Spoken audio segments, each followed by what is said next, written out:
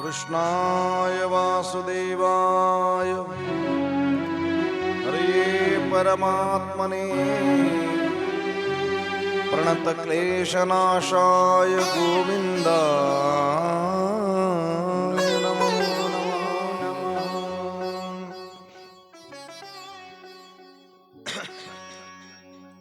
तत्रैव गंगा यमुना त्रिवेणी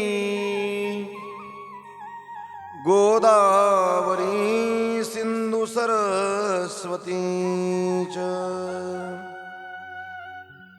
सर्वाणि तीर्थानि वसन्ति तत्र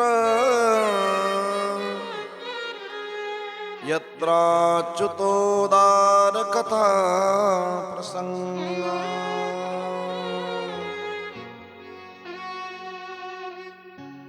समचरण सरोजम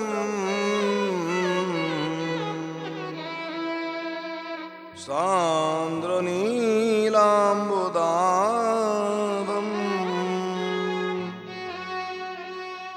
जगन्निहित पाणिं मंडनं मंडना तरुण तुलसीमाला कंधरं कंजनेत्रं सदय धवलहासं विठ्ठलं चिन्तयामि।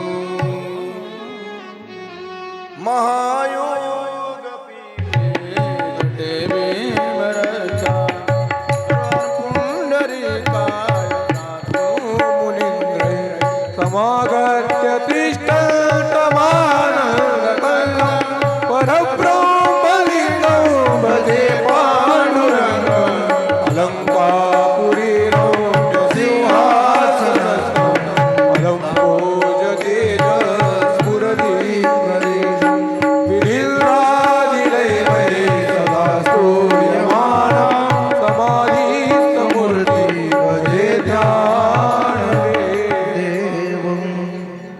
प्रतिष्ठान गोदा तटीचा निवासी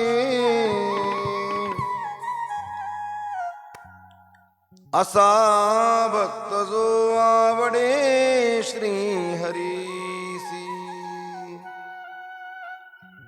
तया वर्णिता थोर आल्हाद चित्ता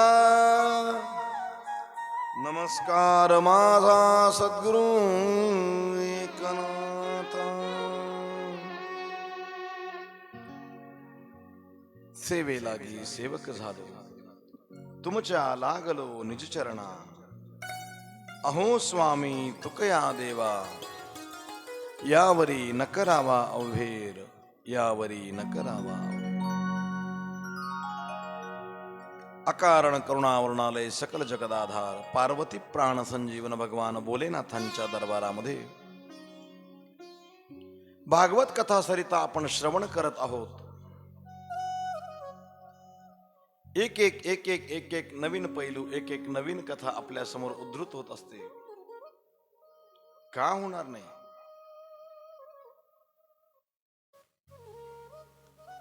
18,000 श्लोकांची ही दिव्य संहिता प्रत्येक अक्षरात भगवान परमात्म्याचं चिंतन आहे।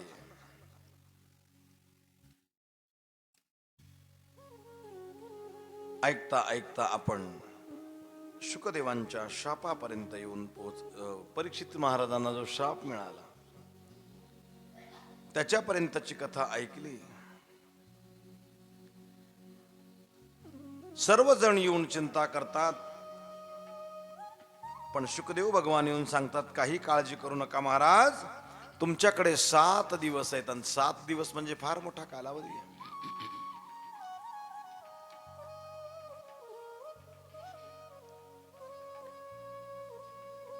निश्चित तुमचा उद्धार होईल। कोणत्या साधनाने होईल? हरिभजनाने होईल, हरीच्या कथेने होईल, हरीच्या नामचिंतनाने होईल। शुकदेव सांगतात श्री शुक उवाच एवमेतत्पुरा पृष्टो मैत्रेयो भगवान् किल क्षत्रावनं प्रविष्टेन त्यक्त्वा स्वगृहमुद्रिमात्.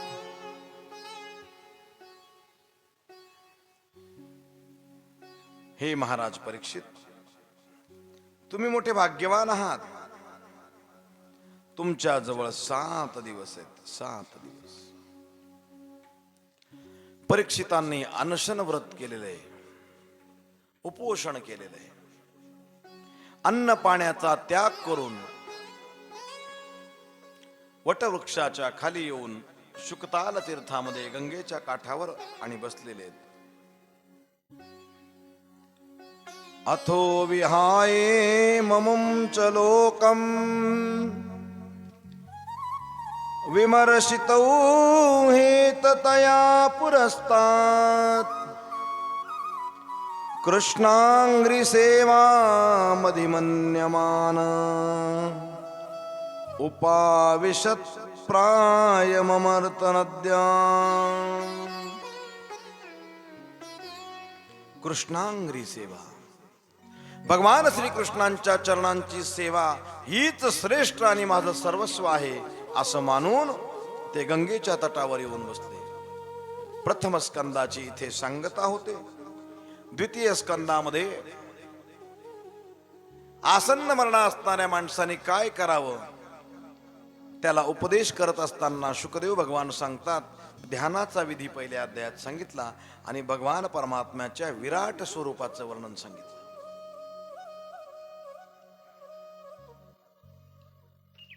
द्वितीय स्कंदाच्या सुरुवातीलाच ध्यानाचा विधी सांगितला. जितासनो जितश्वासो, आसन जिंकायचा प्रयत्न करावा, एकाच आसनावर बसावं. जितश्वासो, श्वासावर नियंत्रण मिळवायचं, आसनावर नियंत्रण मिळवायचं. इथे तर आमचं 2 तासाच्या कथेमध्ये रामदेव बाबाला माहित नाही एवढे आसन होऊन जातात.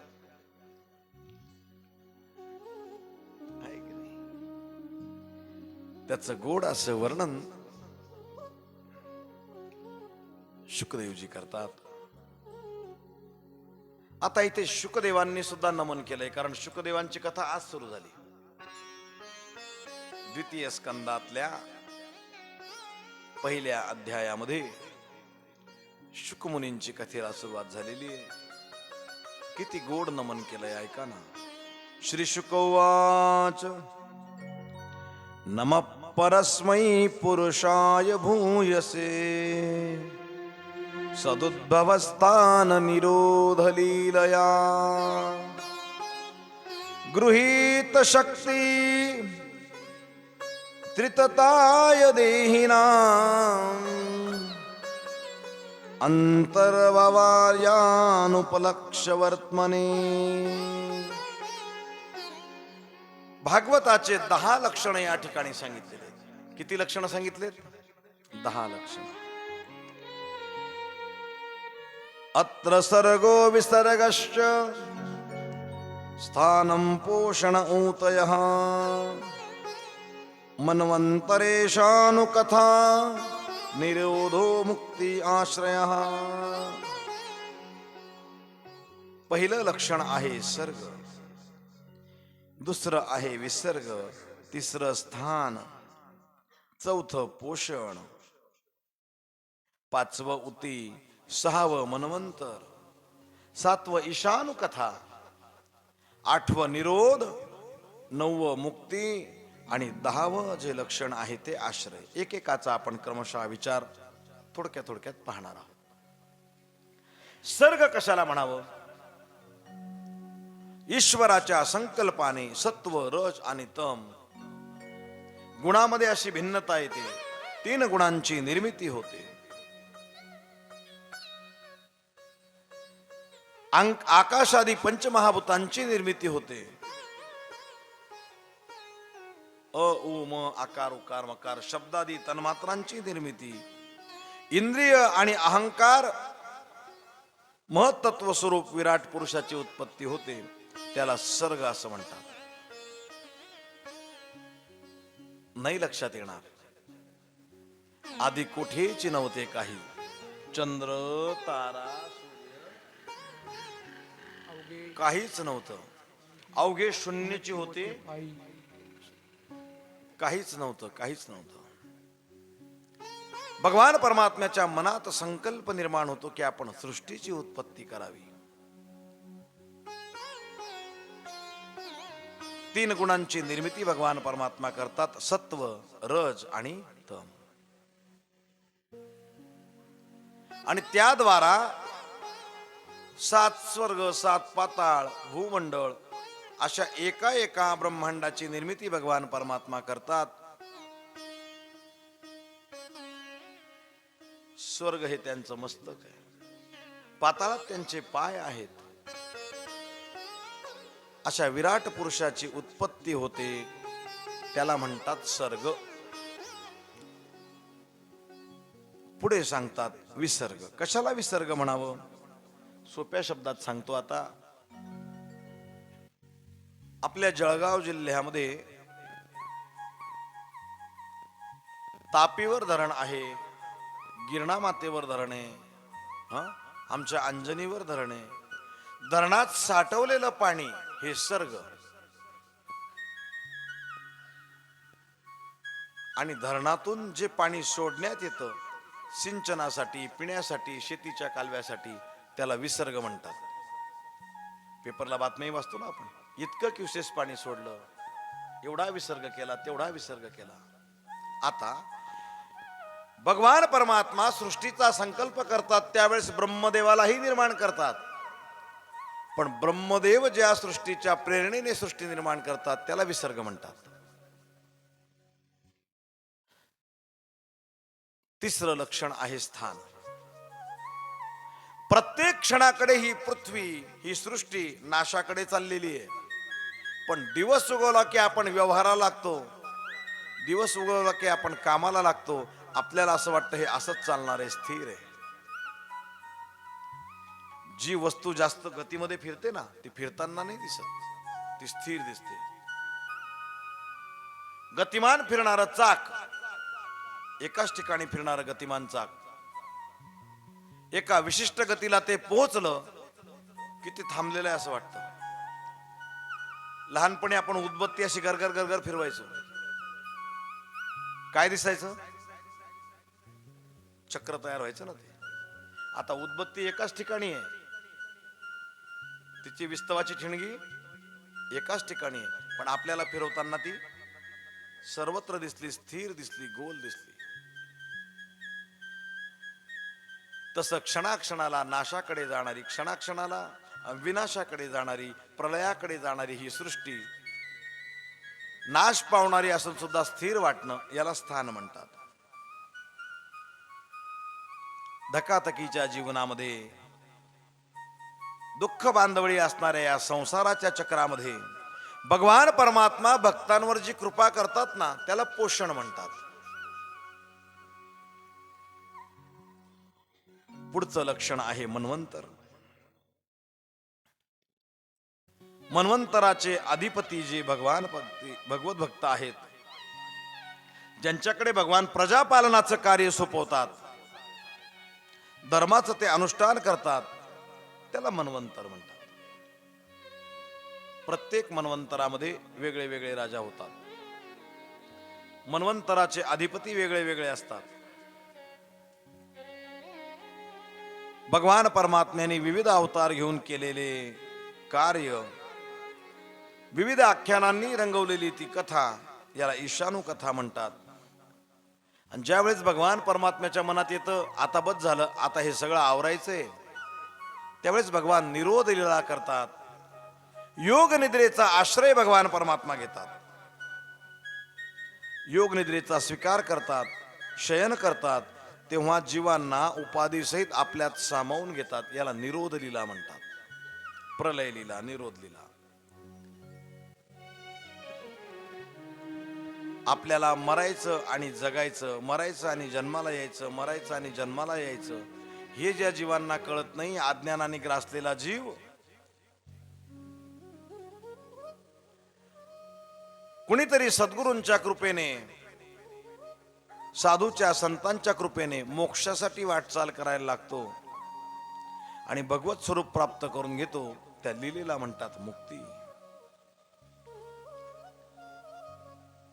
आणि ही चराचर सृष्टी ज्याच्यावर निर्माण होते, भगवान परमात्म्याच्या आत सृष्टी आपण असं म्हणतो. नाही, तुकोबराय फार पुढचं प्रमाण देतात.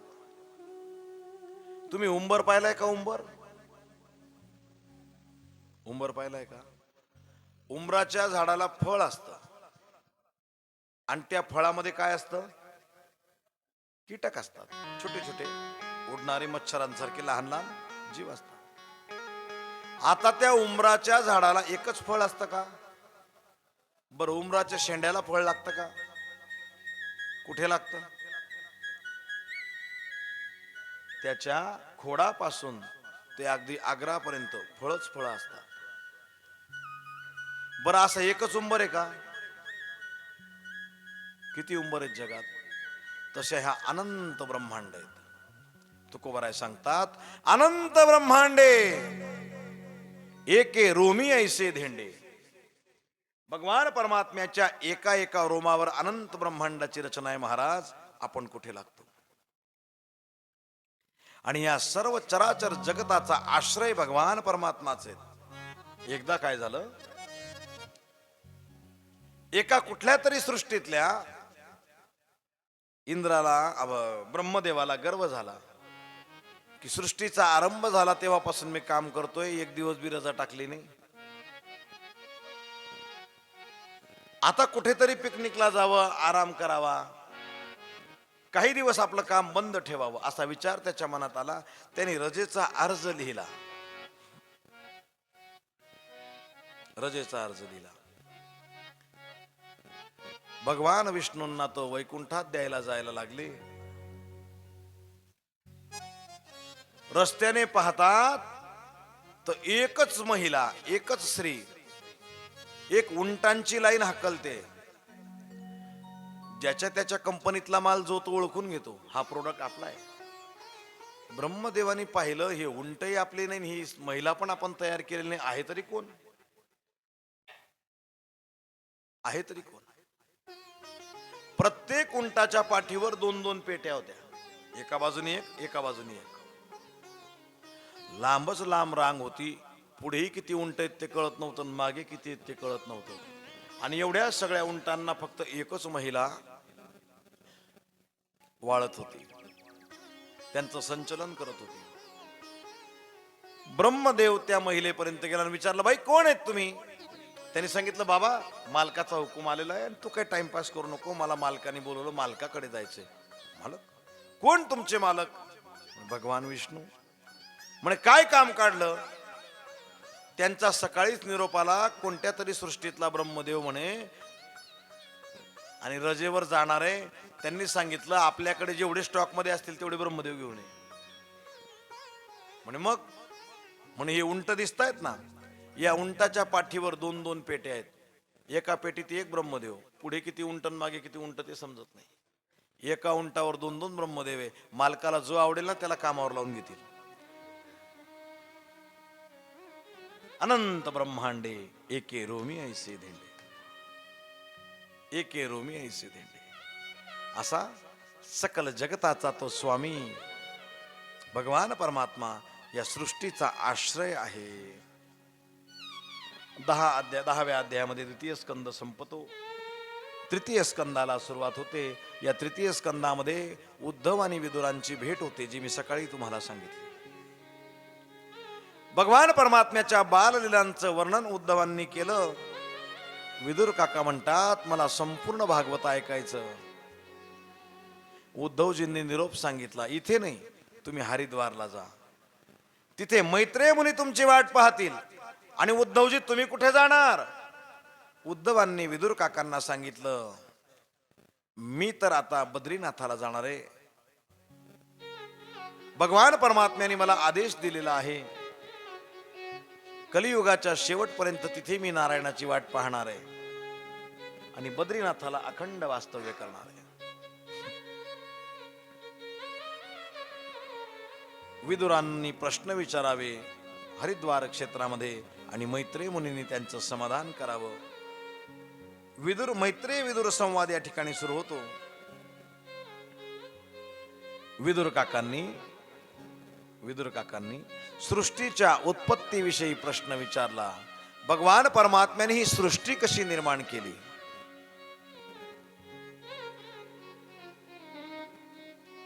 छोटीशी कागदाचा पेन, आपलं प्लास्टिकचा पेन निर्माण करायचा आहे, कच्चं मटेरियल लागेल की नाही. पेन अगदी 5 इंचाचा पेन, 4.5-5 इंचाचा पेन. त्या पेनची निर्मिती करायची असेल काहीतरी साहित्य लागेल की नाही, बनवणारा लागेल की नाही. लोक म्हणतात हे जग आपोआप होतं. कसं आपोआप होईल, कसं आपोआप होईल. त्याची लीला, त्याची सत्ता मोठी आगाध आहे महाराज. एकार्णव झालेल्या प्रलयाच्या जळामध्ये शयन करणारे भगवान विष्णू सृष्टीची निर्मिती करावी असा संकल्प मनात आला. त्यांच्या नाभीतून कमळाची उत्पत्ती झाली. कशाची उत्पत्ती झाली बघा.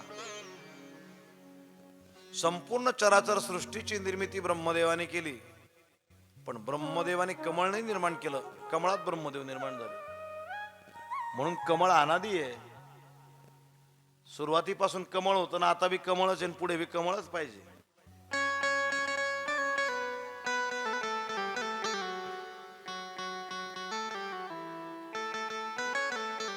ज्यांना समजलं त्यांना समजलं.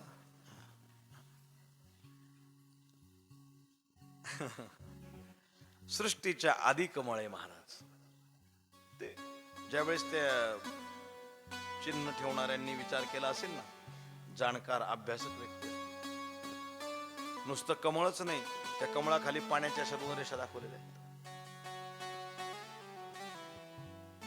एक कारणव असलेल्या जलामध्ये भगवान विष्णूंच्या नाभीतून कमळाची उत्पत्ती. कमळावर ब्रह्मदेव निर्माण झाले. ब्रह्मदेवांचं प्रागट्य झाल्यानंतर ब्रह्मदेवांनी बऱ्याच कालावधीपर्यंत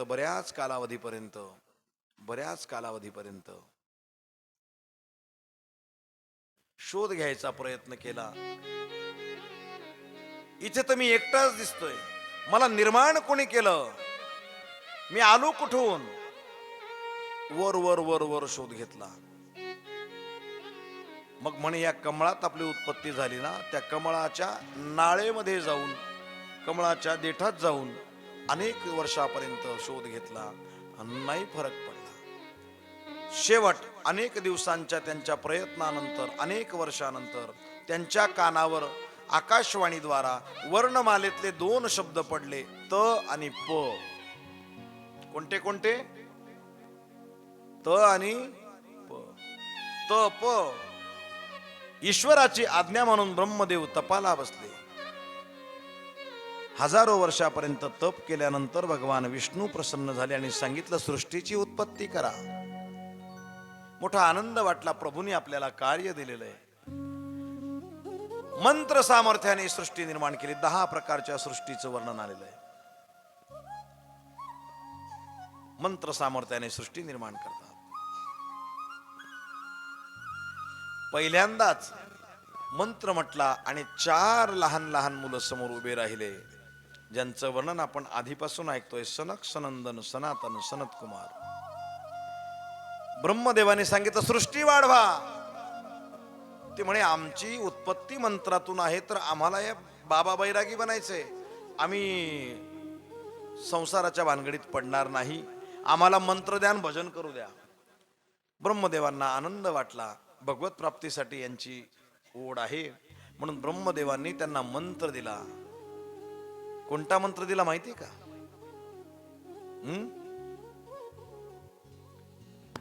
हरी शरणम. कोणता? हरी शरणम, हरी शरणम, हरी शरणम, हरी शरणम, श्री हरी शरणम, हरि शरणम, हरि शरणम, हरि शरणम, श्री हरि शरणम,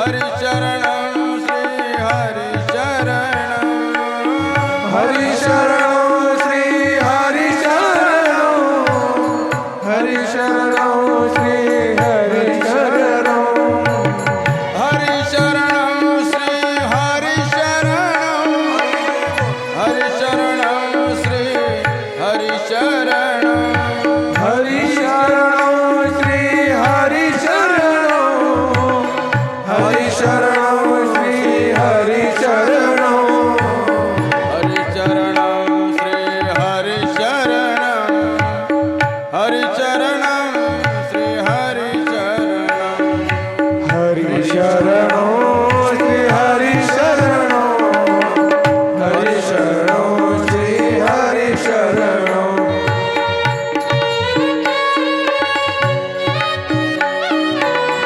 जय हो.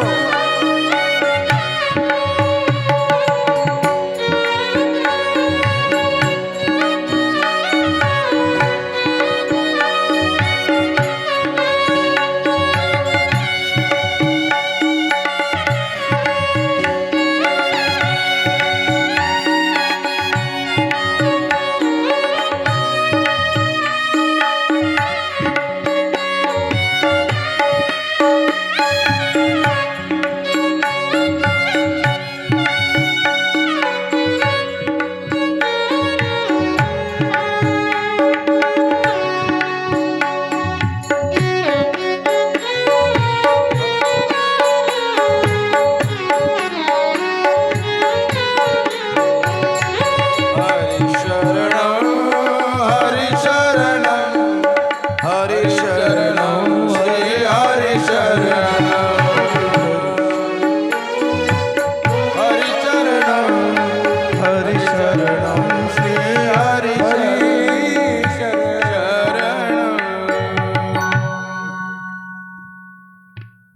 चारही भावंड भजनात निमग्न आहेत. भजनाचा परिणाम काय झाला सांगू का? आजही त्यांचं वय 5 वर्षाचं आहे. जरा आयुष्मान बाधते, त्यांना म्हातारपण आयुष्यमान काही संबंधच नाही. जसे आहेत तसेच आहेत. अजून 5 वर्षाचं त्यांचं वय आहे. आणि जगात सगळ्यात मोठे ते आहेत. जरा आयुष्मान बाधते. ब्रह्मदेवांना विचार पडला कशी सृष्टी निर्माण करावी. भुवया तिरप्या झाल्या, क्रुद्ध झाल्या. थोडा विचार पडला मनामध्ये. क्रुद्ध झालेल्या तिरप्या झालेल्या भुवईमधून देवतेची निर्मिती झाली. त्यांचं नाव आहे रुद्र. बोल रुद्र भगवान की. त्यांचं ते रुदन ऐकून ब्रह्मदेवाने शांत व्हायला सांगितलं आणि सांगितलं सृष्टीची निर्मिती करण्यात मला मदत करा. आता महादेवांची सृष्टी, महादेवांनी काय काय निर्माण केलं? देवाच्या वरातीत कोण कोण होतं? वेताळ, भूत, खेचरांची, प्रेतांची अशी सृष्टी निर्माण व्हायला लागली. ब्रह्मदेवाने सांगितलं बाबा तू तपश्चर्येला बस. आता सृष्टी कुठे निर्माण करावी हा प्रश्न ब्रह्मदेवांच्या मनात आहे. ब्रह्मदेवांच्या मनात आहे. ब्रह्मदेवांनी विचार करता करता आपल्या कपाळाला हात लावला. शरीराचे 2 भाग ब्रह्मदेवाच्या झाले. उजव्या भागापासून पुरुष निर्माण झाला, डाव्या भागापासून स्त्री निर्माण झाली. उजव्या भागापासून जे पुरुष निर्माण झाले ते महाराज मनू आणि डाव्या भागापासून जी स्त्री निर्माण झाली त्या महाराणी शतरूपा.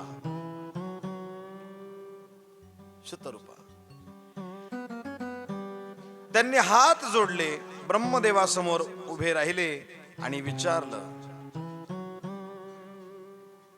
आदेशोऽहं भगवतो वर्तेयामि वसूदन स्थानं त्विहानुजानीहि प्रजानां मम च प्रभो. हे पापांचा नाश करणारे पितामहा ब्रह्मदेव, तुम्ही आमची जोडी तर निर्माण केली तुमचा पुत्र म्हणून मी जगात मोठ्या आनंदाने म्हणून घेतो. पण ऐका देवा, माझ्या प्रजेचं, पुत्रांचं, पत्नीचं पालन मी करेल, पण मी राहू कुठे? मला राहण्यासाठी जागा द्या. ब्रह्मदेवांच्या लक्षात आलं, सृष्टीतल प्रलयाच्या जळात बुडलेली आहे, पृथ्वी बुडलेली आहे. म्हणून विचार करत असणारे ब्रह्मदेव त्यांच्या उजव्या नासिका रंध्रातून, उजव्या नाकाच्या छिद्रातून, नाकपुडीतून एक अंगठ्या एवढं वराह बाहेर आलं. पाहता पाहता पर्वताकार शरीर त्यांनी धारण केलं. त्याच्या हातात गदा, शंख, चक्र आयुध शोभत होते. जसा पर्वताकार शरीर झालं तशी त्या प्रलयाच्या जळात मुसंडी मारली, उडी मारली. पाताळात लपवलेली पृथ्वी हिरण्याक्षाने तिला दाढेवर धारण केली आणि आकाश मंडळात स्थापन केली. मागे मागे मागे मागे मागे मागे हिरण्याक्ष नावाचा दैत्य येतोय. तो देवाला शिव्या देतोय, हे रांडुकरा, सत्यम वयम हो वनगोचरा. संस्कृतात शिव्या जरी ऐकल्या ना तरी गोड लागतात. लंब कर्ण किती मस्त वाटतं ऐकायला. काय काय काय लंब कर्ण असं वाटतं काहीतरी भारी नाव आहे, पण लंब कर्ण म्हणजे गाढव, लांब कान. संस्कृत. भगवान महाविष्णू वराह अवतारात होते आणि त्या वराह भगवंतानी पृथ्वी आकाश मंडळात स्थापन केल्यानंतर मागे फिरून पाहिलं. हिरण्याक्षाचं आणि देवाचं घनघोर असं युद्ध झालं. भगवान परमात्म्याने गदेच्या प्रहाराने त्याचा वध केला. बोल वराह भगवान की. आकाश मंडळात पृथ्वी तर स्थापन केली, सृष्टी स्थापन केली. प्रत्येक जनावराची सवय असते, जर त्यांनी पाण्यात प्रवेश केला, पाण्यातून बाहेर जर जनावर आलं तर काय करतं?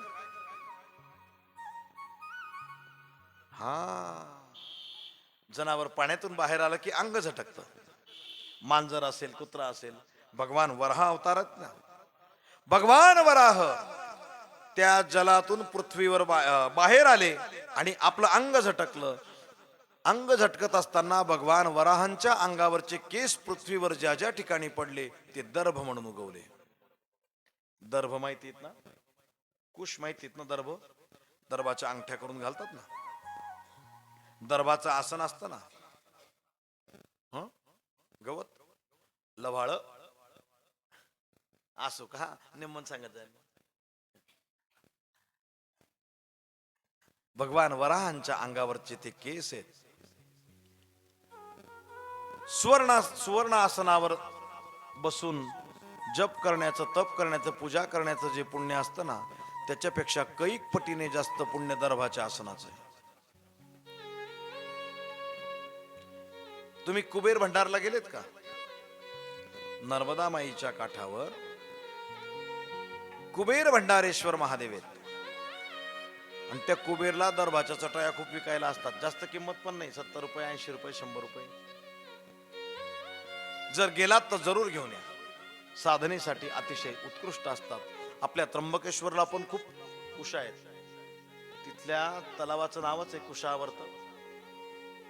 भाद्रपद महिन्यात जर आपण गेलो ना, ते आदिवासी महिला डोक्यावर असे ओझेच्या ओझी घेऊन येतात तिकडे ब्राह्मण लोकांच्या गल्लीत विकायला. दर्भाचे हिरवागार दर्भ असतात. चला, ते वराह भगवंताच्या अंगावरचे केस नदीच्या काठाने भरपूर उगवलेले असतात.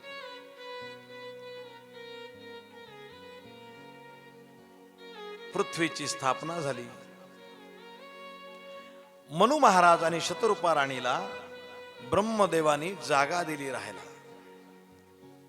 हे ना, संतान आपल्या घरी जर आहे तर त्याच्यासाठी काही कमवावं लागेल की नाही? काय खातील, कसे राहतील, कुठे राहतील? ब्रह्मदेवानी पृथ्वी दिली राज्य करण्यासाठी मनु महाराज आणि शतरूपा राणीला. मनु जायते इति मानवः, मनु शतरूपा जायते मनुष्य. आपल्याला शाळेत शिकवल्या जातं की माकडापासून माणूस झाला. काय काय शिकवतात की नाही? होमोसेपियन, होमोथेथिस, होमोसेपियन सेपियन, उत्क्रांती झाली माणसामध्ये. आणि माकडाचे काय झाले? पटत का मनाला? मग आता वांद्रस ना माणसं का विर्यात नाही?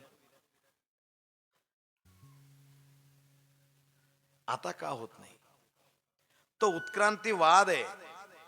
आमचं धर्मशास्त्र सिद्धांत सांगतं आमच्याकडे नर योनी वेगळी आणि वानर योनी वेगळी. त्रेतायुगात सुद्धा भगवान प्रभू रामचंद्र नर योनीमध्ये येऊन लीला केली आणि भगवान महादेवांनी वानर योनीत येऊन लीला केली मारुतीरायांच्या रूपाने. तेव्हापासून आमच्याकडे माकडं माकडच आहेत आणि माणसं माणसंच आहेत.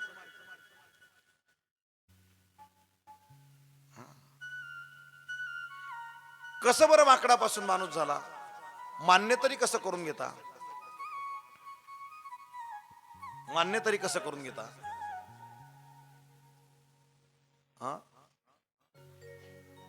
माकडाच्या गर्भवासाचा कालावधी वेगळा आणि माणसाच्या गर्भवासाचा कालावधी वेगळा. ब्रह्मदेवाने निर्माण केलेल्या सृष्टीत हा माझा थोडासा आवडता विषय, मी सांगतोच. 4 प्रकारच्या खाणी आहेत: अंडज, स्वेदज, उद्बीज आणि जारज. अंड्यातून जे जीव जन्माला येतात सहज त्यांना अंडज म्हणतात. अंडहा जायते इति अंडजा.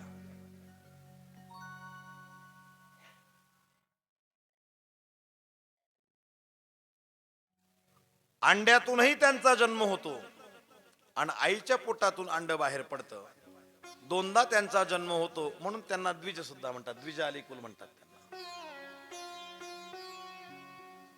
दुसरा वर्ग आहे उद्बीज. वृक्ष, लता, वेली, झाडं, फळं हे उद्बीजामध्ये मोडतात. तिसरा आहे स्वेद. स्वेद म्हणजे आर्द्रता, घाम. याच्यापासून काही जीवांची निर्मिती होते.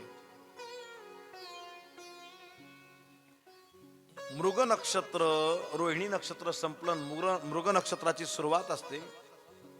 हवेत दमटपणा असतो, तेव्हापासून एका जीवाची निर्मिती शेतामध्ये अशी होते. त्याला हात लावला का पैसा होतो. वाण्या. तो उन्हाळ्यात असतो का? पावसाळ्याचे 2 महिने संपल्यानंतर भाद्रपद नंतर असतो का? तितक्या 2 महिन्याच्या कालावधीपुरती त्याची निर्मिती होते. अजून जर आपण उदाहरण बघायला गेलो, बाजरी निसवायला लागली पावसाळ्यातली बर का, बाजरी निसवायला लागली की एक जीव असा भगवान परमात्मा निर्माण करतात, त्यांनी जर आपल्या शरीरावर लघवी केली की फोड उठतात. सोशा तो नंतर दिसतो का? तेवढ्याच 15 दिवस 8 दिवस त्याची निर्मिती. स्वेदजातलं उत्तम उदाहरण. तुम्ही आम्ही सर्वजण शेतकरी आहोत. शेती करत असताना आपण उडीद मूग शेतात पेरतो. उगवतही उडीद मुगाचे रोप. शेंगाही लागतात. उडदाला उडदाच्या लागतात, मुगाला मुगाच्या शेंगा लागतात. वाळल्या त्या शेंगा तोडल्या आपण, तोडून घरी आणल्या, कांडल्या. कांडत असताना दाणेच असतात का काही तिथं जीव असतात आणखी काही? तुम्हारकडे तिसनं बुंडकडा म्हणतस, आमारकडे तिसनं बटवा म्हणतस. आळ्या असतात छोट्या छोट्या छोट्या. तुम्ही आळ्या पेरल्या होत्या का? काय पेरले होते? रुरू नावाच्या योनीतले हे जीव. फक्त खायचं तोंडच असतं, डोळे नाही काही नाही, भानगडच नाही. बरं, किती दिवसापूर्वी त्यांची निर्मिती? एका रात्रीत ते तयार होतात. नवल सांगू, एका रात्रीत तयार होतात. त्यांनाही लेकरं होतात, तेही मरतात आणि लेकरही मरतात. स्वेदज. पाऊस पडायच्या अगोदर असे पिंजरे फिरतात. पिंजरा त्याच्या आधी कुठे असतात ते? पाऊस पडला, मोठा पाऊस पडला का त्यांचा विनाशही होतो. मच्छर, चिलट, डास हे सगळे स्वेदज आहेत. हे उदाहरण तुम्हाला लांबचं वाटेल. हे बघा, निरोपाला घाईघाई कुठेतरी जावं लागलं. भाकरी केलेल्या होत्या, त्या भाकरी तशाच झाकून ठेवल्या. 8 दिवसांनी घरी आलो, भूक लागली होती, पटकन डालकं उघडलं आणि भाकरी खायला बसलो. होईल असं? काय होईल त्या भाकरीला? बुरशी येईल. ही बुरशी सुद्धा सजीव आहे मायबाप. शाळेत पाववर ब्रेडवर करून दाखवतात ना. देवानी 84 लाख योनी केलेल्या आहेत ना, तर स्वेदजातली बुरशी ही एक योनी आहे. ज्यांना ज्यांना आंघोळीचा कंटाळा आहे ना, बहुतेक मागच्या जन्मात ते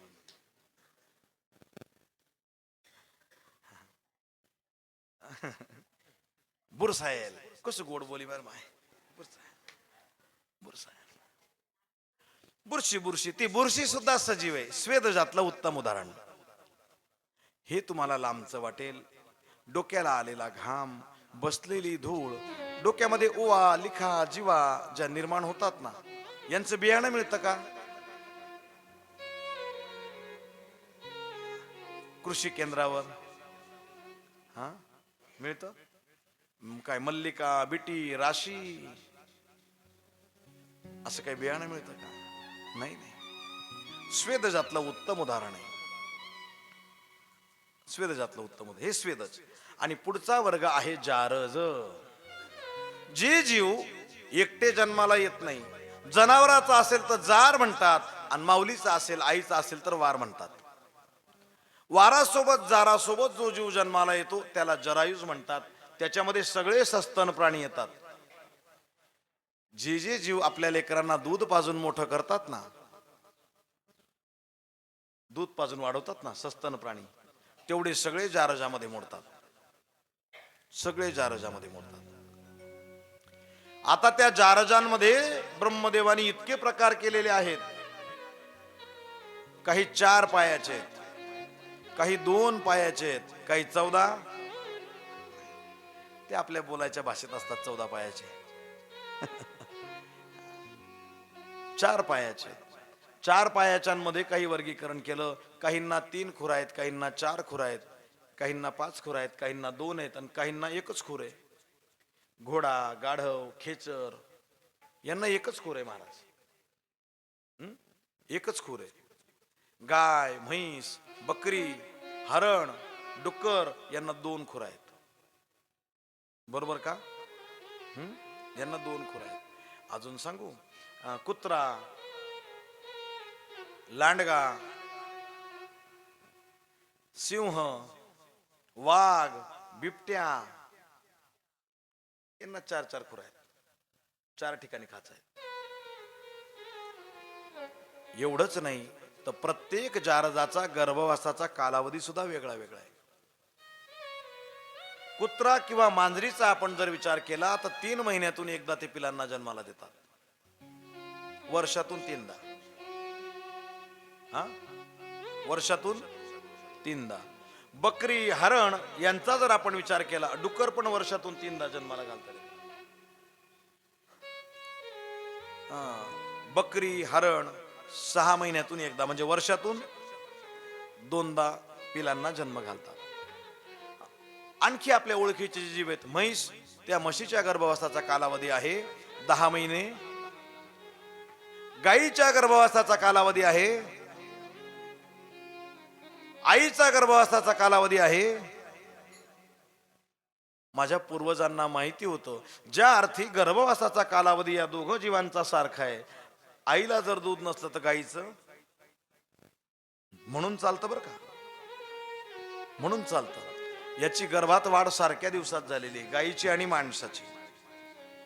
9 महिने 9 दिवस झालं. हे एवढे सगळे जारज. पाण्यातला मॅमल त्याला म्हणतात डॉल्फिन. डॉल्फिन हा सस्तन प्राणी आहे. आपल्या लेकरांना दूध पाजून मोठं करतो. ब्ल्यू व्हेल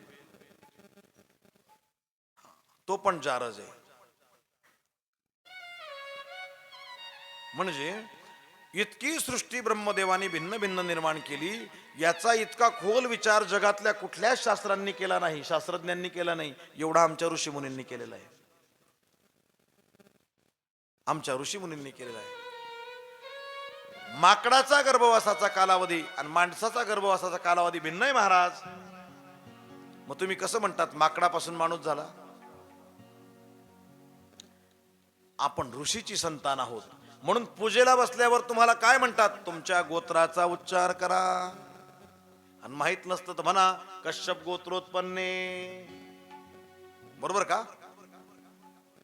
हा, बरोबर ना? आपण ऋषीची संतान आहोत, आपण ब्रह्मदेवाची संतान आहोत, आपण महाराज मनू आणि शतरूपा देवींची संतान आहोत. राधे राधे.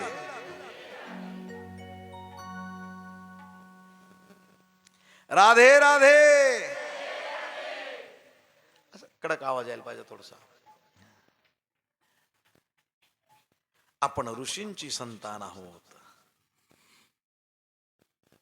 ऋषीची संतान आहोत, साधूची संतान आपण आहोत.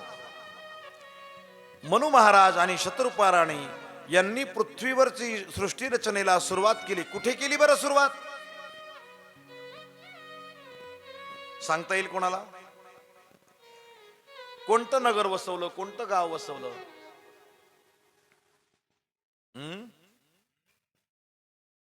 हे बघा, ऐका. राम मंदिर अयोध्येतच का, असा बराच लोकांनी प्रश्न उठवला होता. बऱ्याच लोकांनी प्रश्न उठवला, दुसरीकडे का नाही, तिथेच का, तिथेच का? अयोध्या प्रभू रामचंद्रांच्या जन्माने पवित्र झाली, आम्हाला मान्यच आहे. पण प्रभू रामचंद्रांच्या आधी सुद्धा आमचं अयोध्येशी एक नातं आहे. तुमची आमची सगळ्यांची जन्मभूमी अयोध्या आहे.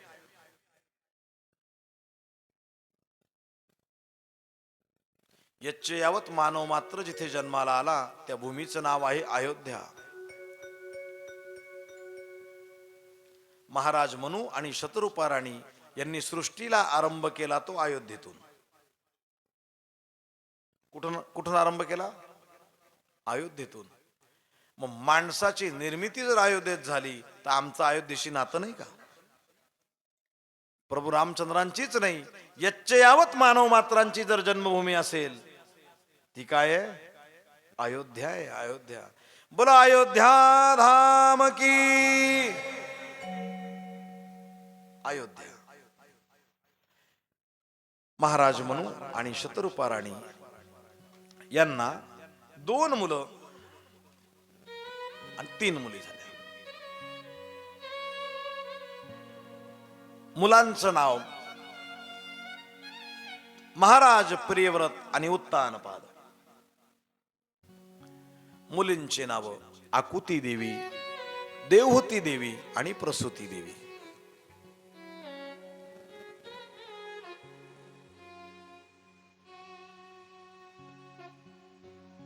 मध्येच थांबवत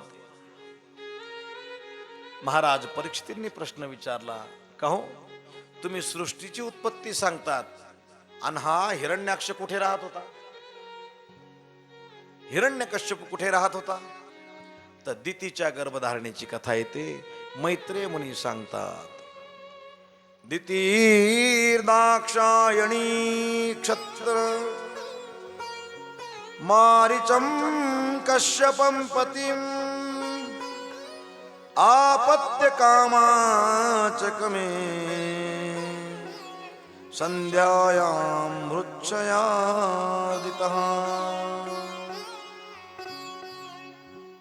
एकदा दक्षाची मुलगी दिती हिने पुत्रप्राप्तीच्या इच्छेने कामातुर होऊन तिन्ही सांजेच्या वेळेला, संध्याकाळच्या वेळेला आपले पती मरीची नंदन, मरीची ऋषींचे पुत्र असणारे कश्यप ऋषी यांना सहवासाची कामना बोलून दाखवली.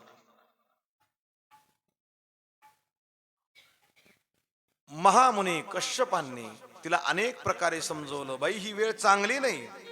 येषां घोरतमा वेला घोराणां घोरदर्शना चरन्ति यस्यां भूतानि भूतेशानुचराणिः.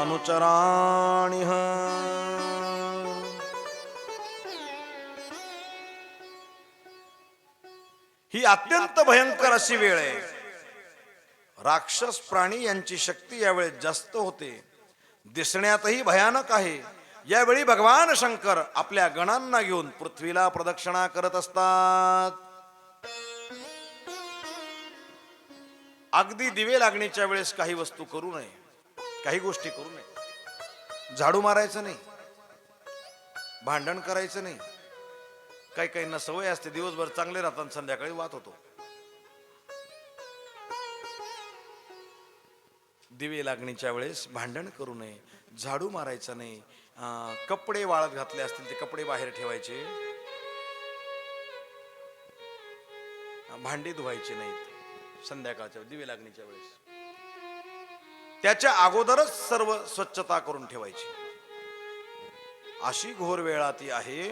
भगवान भोलेनाथ आपल्या गणांना सोबत घेऊन पृथ्वीच्या प्रदक्षिणेला निघालेले असतात.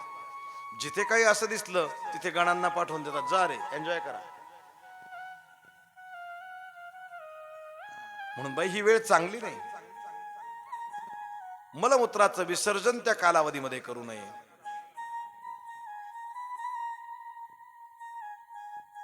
कामवासनांची पूर्ती त्या वेळेत करू नये. एतस्याहि साधवी संध्यायां भगवान भूत भावनः परितो भूत परषद विवृषेनाति भूतराट. हे साध्वी दिती देवी ऐक. तिन्ही सांजेच्या वेळेला भूतभावन भूतपती भगवान शंकर भूत प्रेत इत्यादी आपल्या गणांना बरोबर घेऊन नंदीवर बसून फिरत असतात. ऐक, ही वेळ चांगली नाही. ऐकत नाही. प्रसिद्ध हट्ट आहेत शास्त्रामध्ये, श्री हट्ट, राज हट्ट आणि बाल हट्ट प्रसिद्ध आहेत.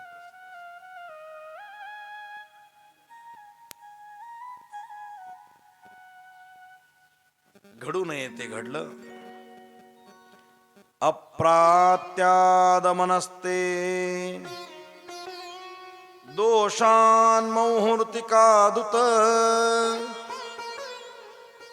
मन्निदेशातिचारेण देवानां चातिहेलनात्. कामवासनेने तुझं चित्त मलिन झालं होतं, ती वेळही योग्य नव्हती. तू माझं म्हणणं ऐकलं नाही आणि देवतांची सुद्धा अवहेलना केली, म्हणून मी तुला शाप देतो.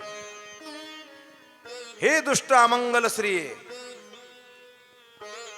भविष्यतस्तवा भद्राव भद्रे जाठराधमौ लोकांच पालां श्रीश्चंडी मुहुराक्रंदयिष्यतः.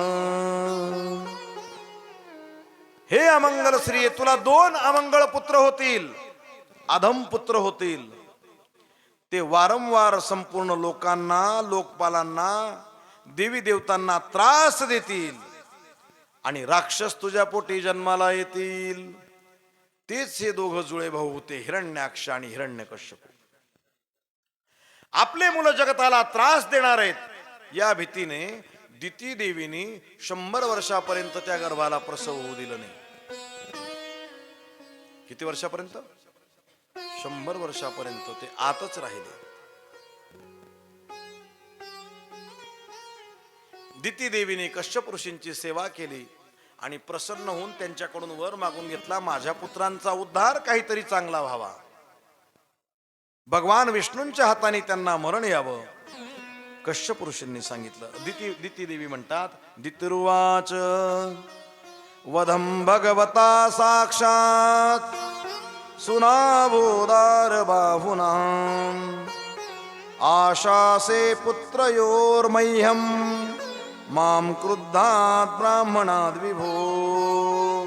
प्रभू, माझी सुद्धा अशी इच्छा आहे की माझ्या पुत्रांचा वधच होणार असेल तर तो साक्षात चक्रपाणी भगवान परमात्म्याच्या हातून व्हावा. त्यांना जर मरणच असेल, कोणीतरी मारणारच असेल, तर यांनी त्यांनी मारायपेक्षा कोणी मारावं? देवाच्या हातून त्यांचा वध व्हावा.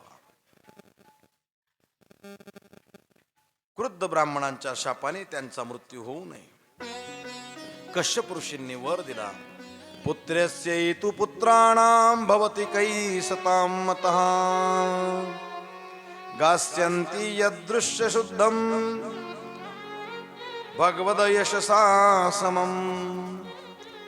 तुझ्या एका पुत्राच्या 4 मुलापैकी एक असा भगवत भक्त होईल, सत्पुरुष होईल, ज्याचा सन्मान सर्व देवता करतील आणि ज्याचे पवित्र यश सर्व भक्तजन भगवंताच्या गुणासह करतील. म्हणून हिरण्यकश्यपूंच्या पोटी आपल्या आजोबांच्या आशीर्वादाने 4 पुत्रापैकी सगळ्यात लहान होते, त्यांचं नाव प्रल्हाद. काय नाव? प्रल्हाद जन्माला आले. मैत्रेय मुनी सांगतात, श्रुत्वा भागवतं पौत्रमोक्त दितिर्भृशं पुत्रयोश्च वधं कृष्णाद विदित्वासीन महामनः. मैत्रेय मुनी म्हणतात, जेव्हा तिने ऐकलं की माझा नातू मोठा भगवत भक्त होईल, तिच्या मनाला आनंद वाटला. कोण होता हा? जय विजय द्वारपाल. त्या द्वारपालांची कथा सर्वश्रुत आहे. शापाच्यामुळे त्यांनी राक्षस योनीत जन्म घेतला. राक्षस तर झाले, पण उद्धार कसा करून घ्यावा हे माहीत होतं, म्हणून त्यांनी 3ही जन्मात एकच पद्धत वापरली. 3ही जन्मात एकच पद्धत वापरली. हिरण्याक्ष असताना त्यांनी पृथ्वी चोरून नेली. पृथ्वीच्या रक्षणासाठी देवाला यावंच लागतं. ज्याची त्याची पत्नी ज्याला त्याला आवडते की नाही? तुम्ही तो होच म्हणाल, बिचाऱ्यांनो तुम्हाला काय माहिती. पुरुष मंडळी,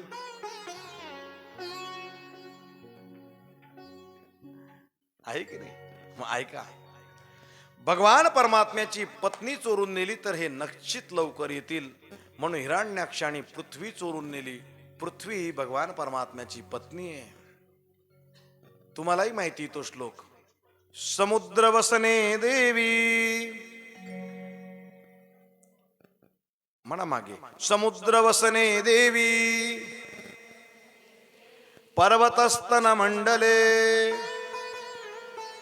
विष्णु पत्नी नमस्तुभ्यं पाद स्पर्श क्षमस्व मे. विष्णू पत्नी नमस्तुभ्यं. याची पत्नी चोरून नेली तर हा पटकन येईल. भगवान परमात्मा वराह अवतार धारण केला, पृथ्वीचा उद्धार केला, रक्षण केलं. दुसऱ्या वेळेस रावण आणि कुंभकर्णाच्या रूपाने हे जन्माला आले. आता सुद्धा तीच आयडिया वापरली. काय चोरून आणली? पत्नी चोरून आणली. जानकीजींचं हरण केलं. भगवान परमात्मा लंकेत जाऊन रावणाचा उद्धार करून आले. पण तिसऱ्या वेळेत देवानी लक्षात ठेवलं, हा करून करून काय करतो? पत्नी चोरून नेतो. आता देवानी हळद त्याच्या नावाने लागली होती, देव घेऊन आले. कोणाला? रुक्मिणी देवींना. हळद कोणाच्या नावाची होती? शिशुपाल. ठरलं कोणाशी होतं? शिशुपालासोबत. आणि भगवान परमात्मा रुक्मिणी देवींना घेऊन आले.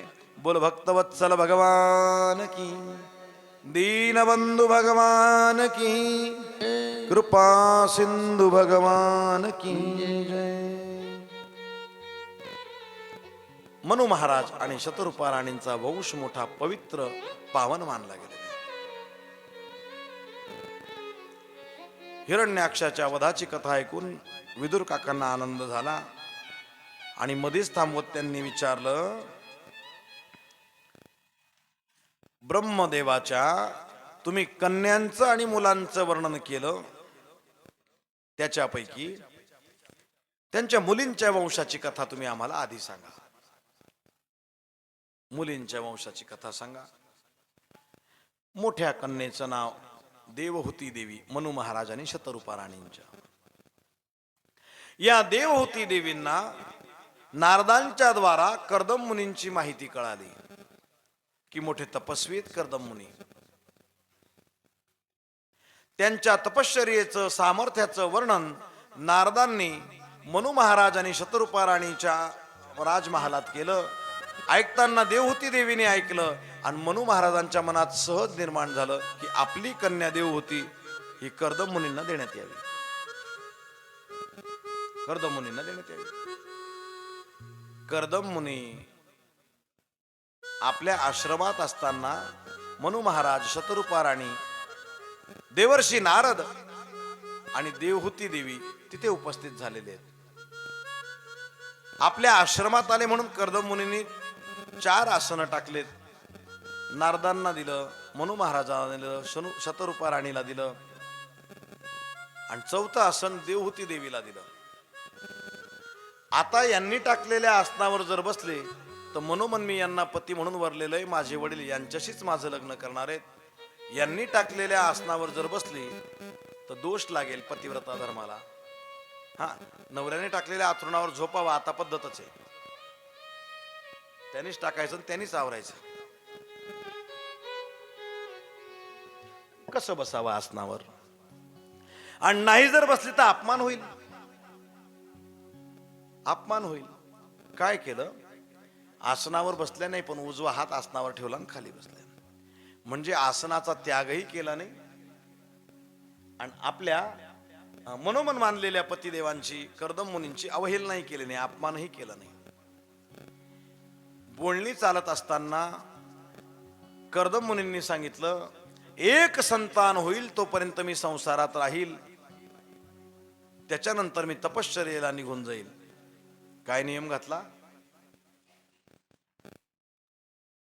काय नियम घातला? एक संतान होईपर्यंत मी संसारात राहील, नंतर तपश्चर्येला निघून जाईल.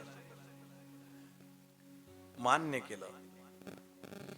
कन्यादान सोहळा मोठ्या आनंदात पार पडला. बिंदू सरोवरावर सरस्वती नदीच्या पूर्व काठावर कर्दमांचा आश्रम होता. दुसऱ्या दिवशी उठतात, अन्निक उरकतात, संध्या करतात आणि जे समाधीला बसतात, जे समाधीला बसतात 1, 2, 3, 4 दिवस नाही, 60 वर्ष. काय होतं 60 वर्षात? समाधी काही एवढी अवघड नाही बरं का. समाधी जशी आपल्याला कथेत लागते ना,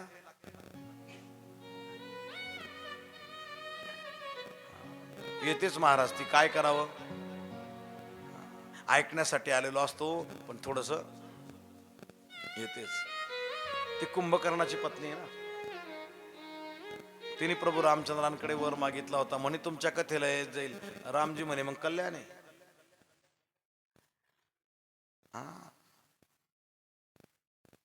ऐका, 60 वर्षानंतर समाधीचं उत्थान झालं. श्री संत एकनाथ महाराजांनी गोड वर्णन केलेले. पाहतात तर आश्रमात सगळीकडे स्वच्छता आहे. याच्या आधी काय व्हायचं? हे समाधीला बसले की आश्रमात पसारा होऊन जायचा, पालापाचोळा सगळा जमा व्हायचा, त्यांच्या जटांमध्ये चिमण्या खोपे करून टाकायच्या. यावेळेस सर्व स्वच्छता होती. एक कृश झालेली स्त्री, वाळलेली स्त्री, अगदी कातड आणि हाड एकमेकाला चिकटलेली स्त्री, तेजस्वी स्त्री तिथं काम आवरत होती. तिला विचारलं, कोण आहेत देवी तुम्ही? खाली मान घातली आणि सांगितलं, प्रभू नाथ आठवा, आजपासून 60 वर्षापूर्वी माझ्या आई वडिलांनी तुमच्या सोबत माझं लग्न लावलं. अरे हो हो हो, देवहूती देवी.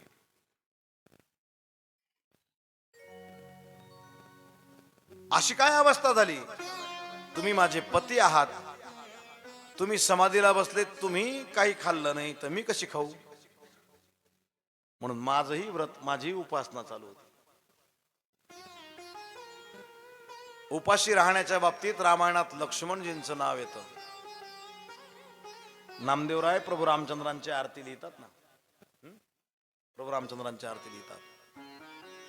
लक्ष्मणाने सेवा केली रामचंद्राची, लक्ष्मणाने सेवा केली रामचंद्राची, लक्ष्मणाने सेवा केली रामचंद्राची, लक्ष्मणाने सेवा केली रामचंद्राची. 14 वर्ष आहार निद्रा नाही तयासी, 14 वर्ष आहार निद्रा नाही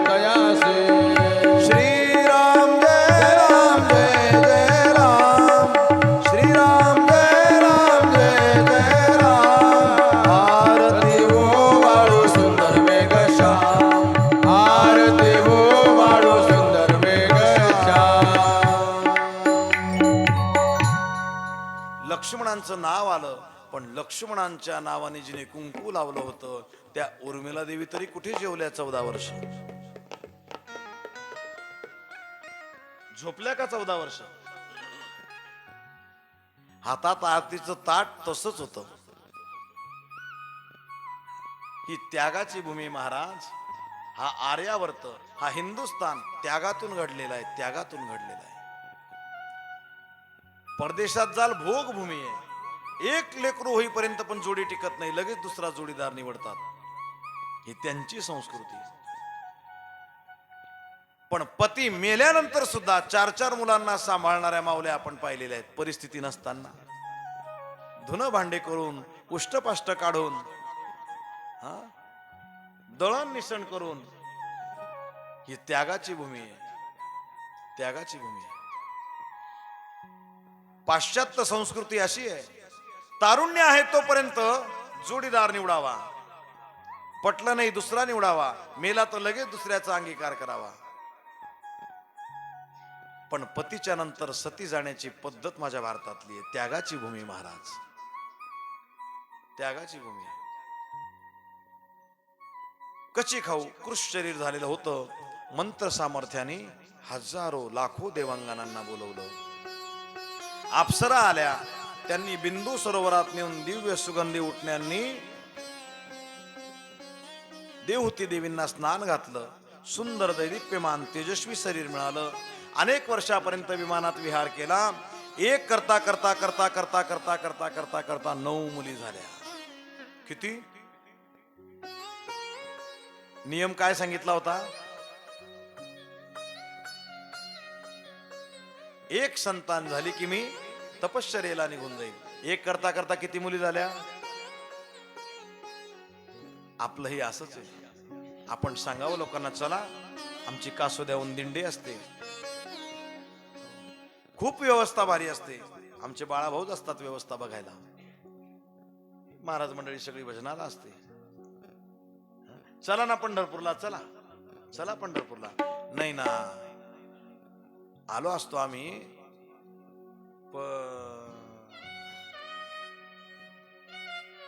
नाही तुम्ही यंदा जा, आम्ही पुढच्या वर्षी येऊ. तुम्ही तरी परत याल, आम्ही तिथेच राहू. असे गोड बोलतात. आपल्याला असं वाटतं एका घर सोडून देते.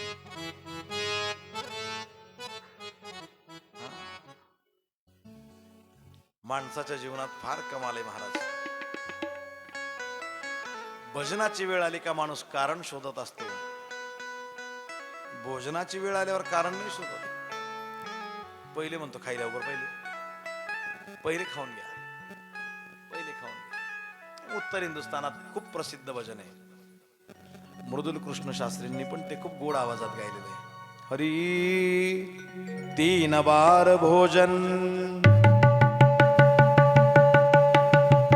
भोजन किती वेळेस? किती वेळेस? 3 बार भोजन, भजन 1 बार, उसमें भी देखो है झंझट हजार. 3 बार भोजन, भजन 1 बार. 3 बार भोजन, भजन 1 बार, उसमें भी देखो है झंझट हजार. उसमें भी देखो है झंझट हजार.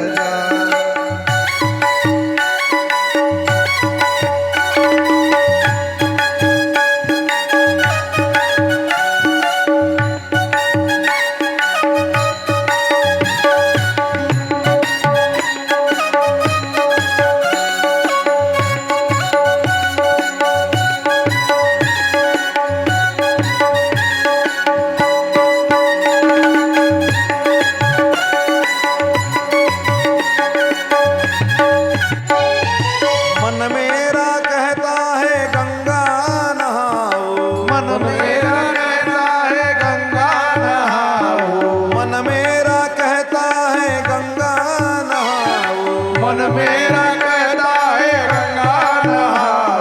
गंगा नहाओ जी मैं यमुना नहाओ, गंगा नहाओ जी मैं यमुना नहाओ.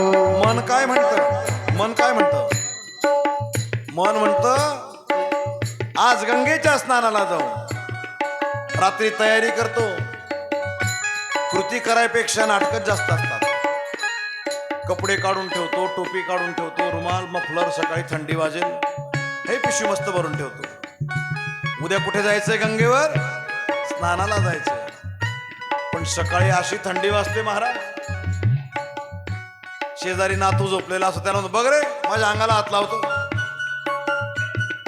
जाते जाते गंगा जी पे आ गया बुखार, उसमें भी देखो है झंझट हजार. 3 बार भोजन भजन एक बार, 3 बार भोजन और भजन एक बार, उसमें भी देखो है संकट हजार, उसमें भी देखो है झंझट हजार.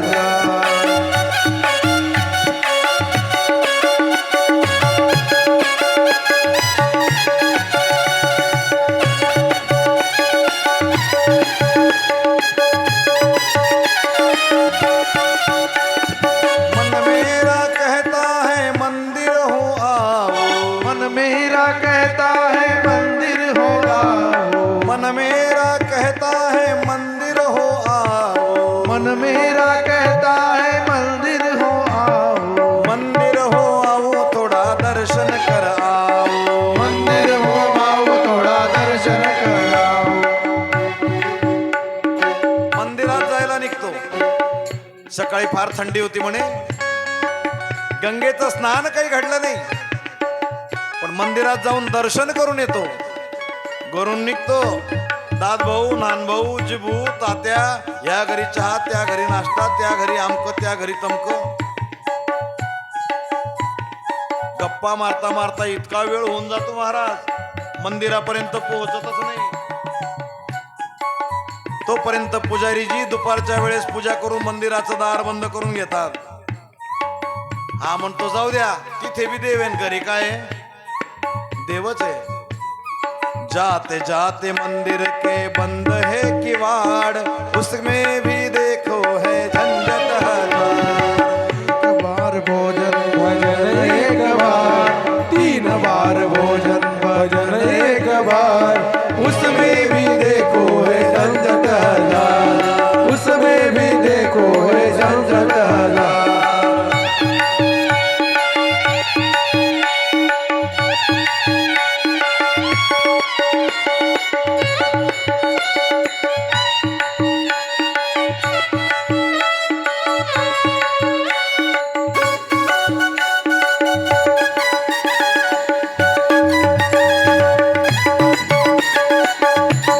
उसमें भी देखो है झंझट हजार.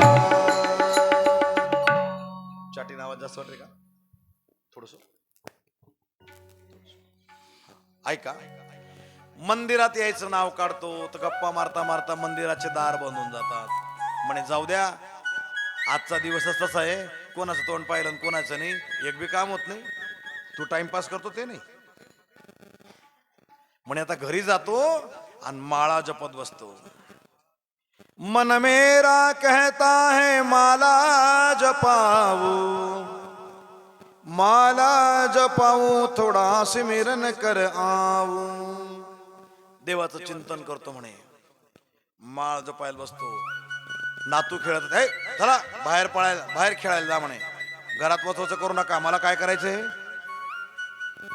करापेक्षा दांगडूच जास्त, आगाजात जास्त, कृतीपेक्षा आगाजात जास्त. माळ हातात घेतो, आसनावर बसतो आणि असा नुसत्या मण्याला हातच लावतो. हो राम कृष्ण हरी. तेवढ्यात दरवाजात आवाज येतो, राम राम. आओ हो आओ, काहीच नाही नाही, बसो. नातेवाईक येऊन जातात भेटायला. मन मेरा कहता है माला जपाऊ, माला जपाऊ थोडा सिमरन कर आऊं. पण काय झालं?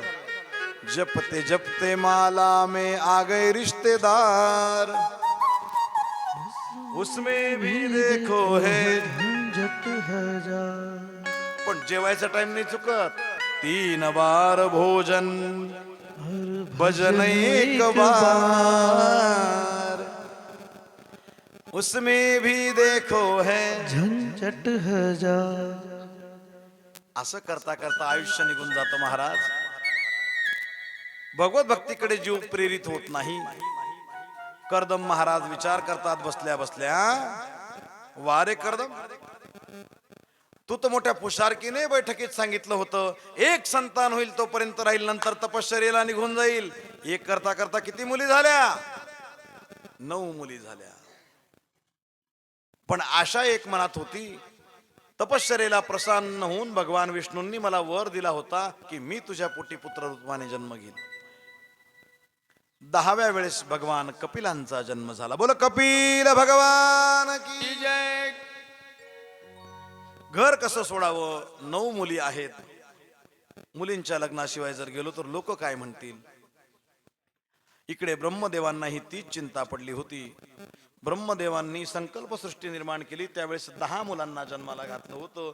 त्या 10 मुलापैकी नारदांनी सांगितलं मी लग्न करणार नाही.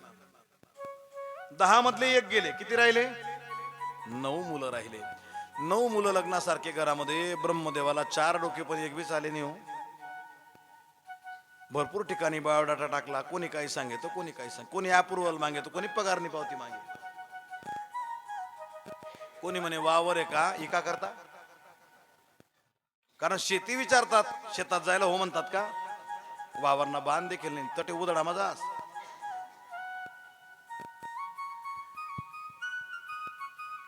भरपूर ठिकाणचे प्रस्ताव. काय करावं? मुलांचे लग्न कसे होतील? ब्रह्मदेवांना मनात विचार आला, कर्दम मुनींकडे 9 मुली आहेत, पण डायरेक्ट कसं जावं? पण आता निमित्त आहे. भगवान कपिल यांचा अवतार झालेला आहे. कर्दम मुनींना मुलगा झाला म्हणून मुलगा बघण्याच्या निमित्ताने जाऊ आणि हळूच विषय काढून पाहू. हा म्हणतील तर बरं, बळजबरी का? हो म्हणतील तर बरं. ब्रह्मदेव भगवान कपिलांच्या दर्शनासाठी आले. कपिल भगवान परमात्म्याला पाहिलं, दर्शन घेतलं. कर्दम मुनी आणि ब्रह्मदेव गप्पा मारत बसले. हळूच हळूच हळूच विषय ब्रह्मदेव काढतात. का हो, या मुली तुमच्याच? म्हणे हो ना. म्हणे मग?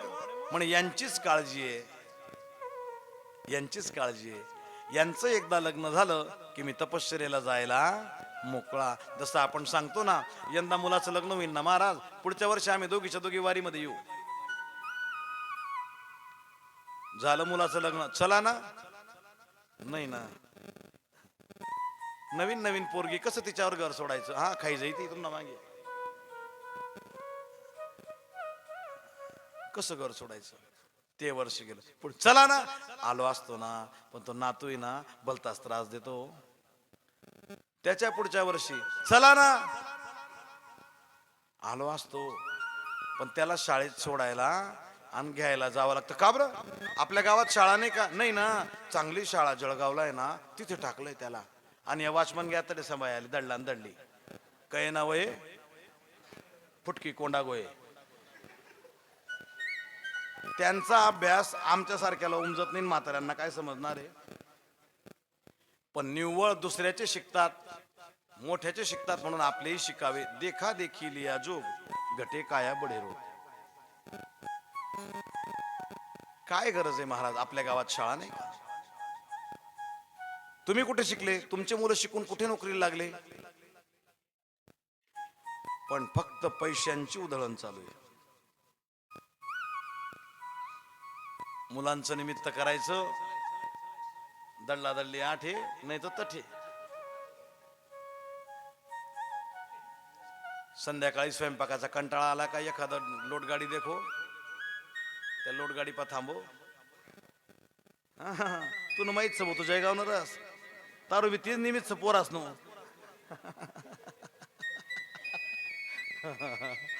पाणीपुरी ने गाडे, भेळ ने गाडे, वा रे वा, तेच नो धंदो जोर मास काय रो.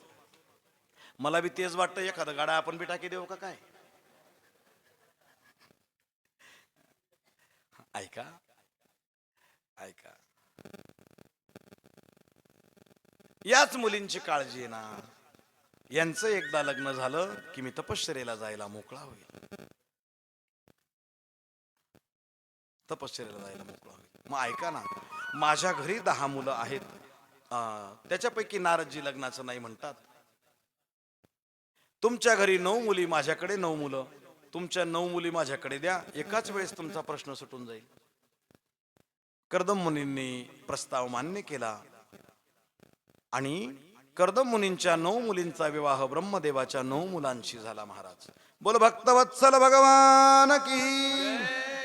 मरीचये कलाम प्रादाद ननुसया माता त्रये श्रद्धाम अंगिरसे यच्छ पुलत्स्याय हविर्भुवम् पुलहाय गतिं युक्तां कर्तवे च क्रियां सतीं ख्यातिं च भृगवे यच्छद वसिष्ठाप्यरुंधतीं.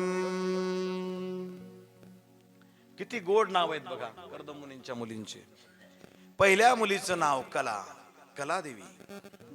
पहिल्या मुलीचं नाव काय? मोठ्या मुलीचं कलादेवी. या कलादेवींचं लग्न मरीची ऋषींसोबत झालं. 2 नंबरच्या होत्या अनुसया देवी. कोणासोबत लग्न झालं माहिती तुम्हाला? बोला ना. आत्री ऋषींसोबत. अनुसया देवींचा विवाह आत्री ऋषींच्या सोबत झाला. 3 नंबरच्या कन्येचं नाव होतं श्रद्धा. या श्रद्धा देवींचा विवाह अंगिरा ऋषींसोबत झाला. 4थ्या नंबरच्या कन्या होत्या हविर्भू. यांना पुलत्स्य ऋषींना देण्यात आलं. गती देवीचा विवाह पुलह ऋषींसोबत झाला. ही 5 नंबरची कन्या होती. 6 नंबरच्या कन्येचं नाव होतं क्रियादेवी. यांचं लग्न कृतु ऋषींसोबत झालं. 7 नंबरच्या कन्येचं नाव होतं ख्याती देवी. यांचं लग्न भृगु ऋषींसोबत झालं. हे तेच भृगु ऋषी आहेत जे 3ही देवांची परीक्षा घ्यायला गेले होते आणि भगवान विष्णूंच्या छातीवर लात मारली. यांचीच लात अजूनही भगवान पंढरीनाथ, भगवान विष्णू आपल्या छातीवर आजही मिरवतायत भृगु ऋषींसोबत. 8 नंबरची कन्या होती अरुंधती देवी. यांचं लग्न कोणासोबत झालं?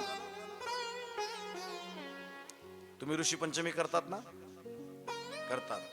मग त्या ऋषी पंचमीच्या व्रतामध्ये नदीवर स्नानाला गेले, तीर्थावर स्नानाला गेले का 7 खडे उचलता का 8? कितला बी उचला, पण मी सांगस 8 उचलत जा. 8 का बरं?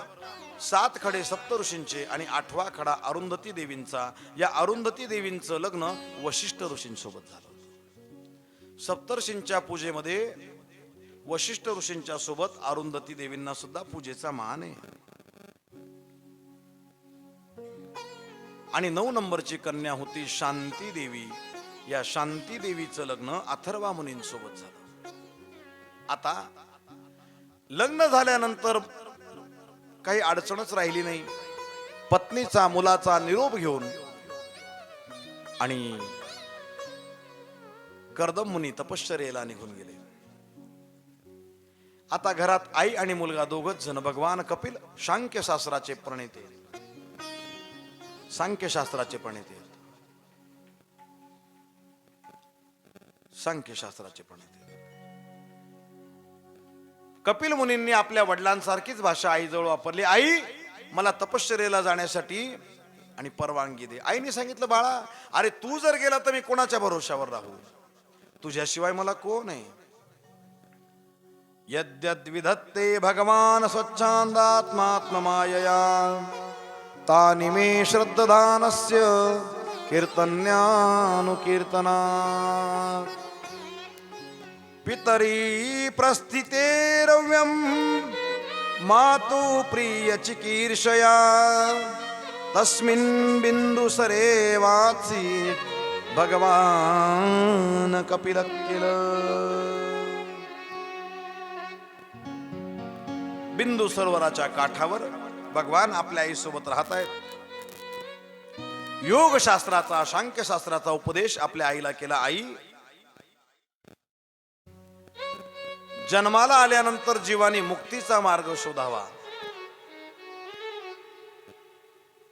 कवणाचे मायबाप, कवणाचे गणगूत, मृग जळवत जाईल रया.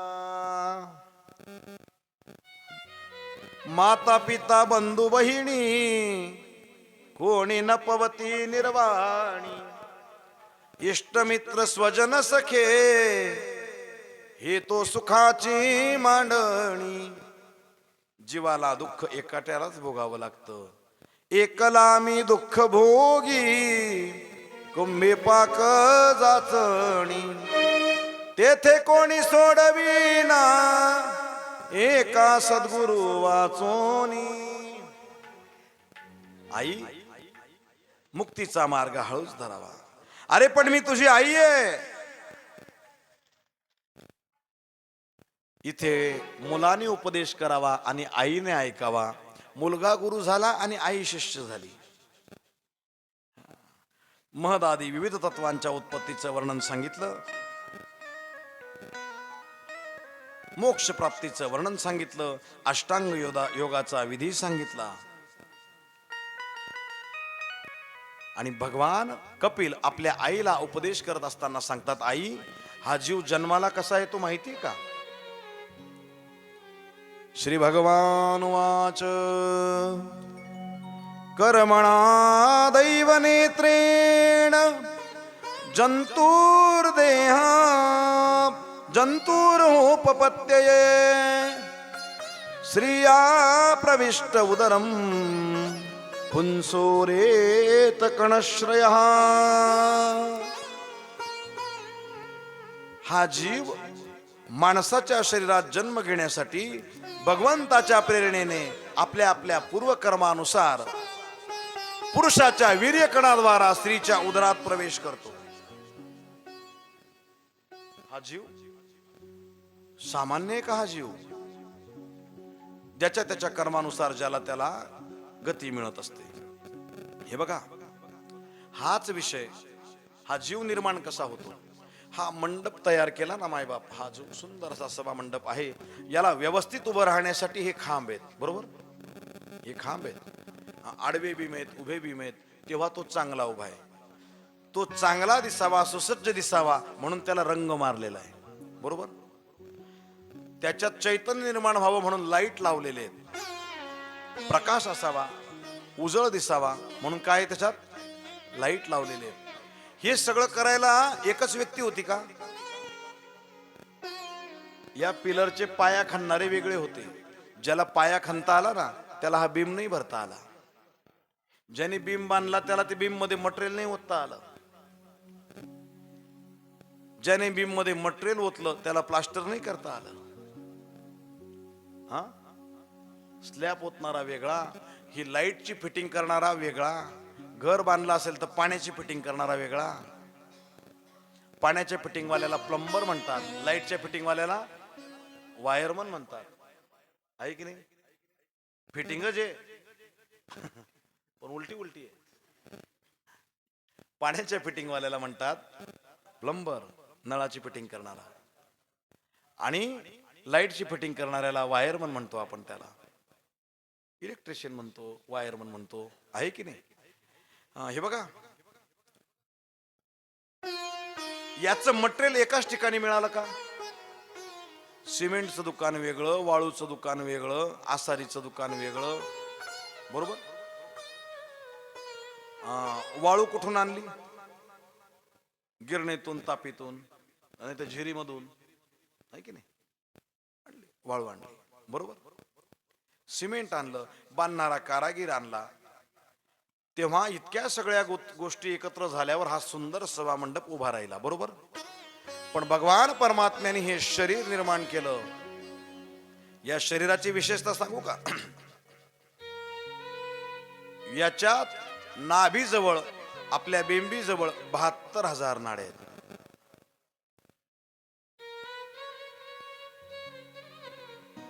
72,000 नाड्या आहेत आपल्या नाभीजवळ. 72,000 नाड्या आहेत. एखाद्या नाडीमध्ये थोडाफार फरक असला की माणसाला आजार उत्पन्न होतो. ऐका ना, काय आता टाइम तू जायला दादा, आरती होई का? जा तीनच घर, 3:53 झालेलीच आहेत, 3-4 मिनिटं राहिले.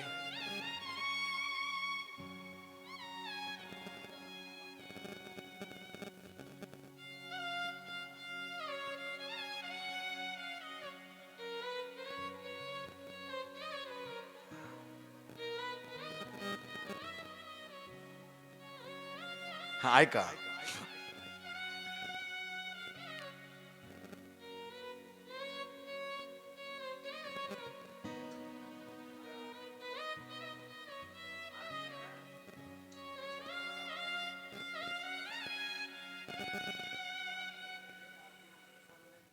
कृष्ण गोविंद गोविंद गोपाला, कृष्ण गोविंद गोविंद गोपाला, कृष्ण गोविंद गोविंद गोपाला, कृष्ण गोविंद गोविंद गोपाला, भज मुरली मनोहर नंदलाला, भज मुरली मनोहर नंदलाला, कृष्ण गोविंद गोविंद गोपाला, कृष्ण गोविंद गोविंद गोपाला. हे शरीर भगवान परमात्मा कसं निर्माण करतात बघा ना. नखासाठी वेगळं मटेरियल आहे. ऐका आता, ऐका ताई, काही नाही, 5-7 मिनिटांनी काही फरक पडत नाही. काही जरी झालेलं असलं तरी आपण काही जाऊन उभं करत नाही. हा, पण मग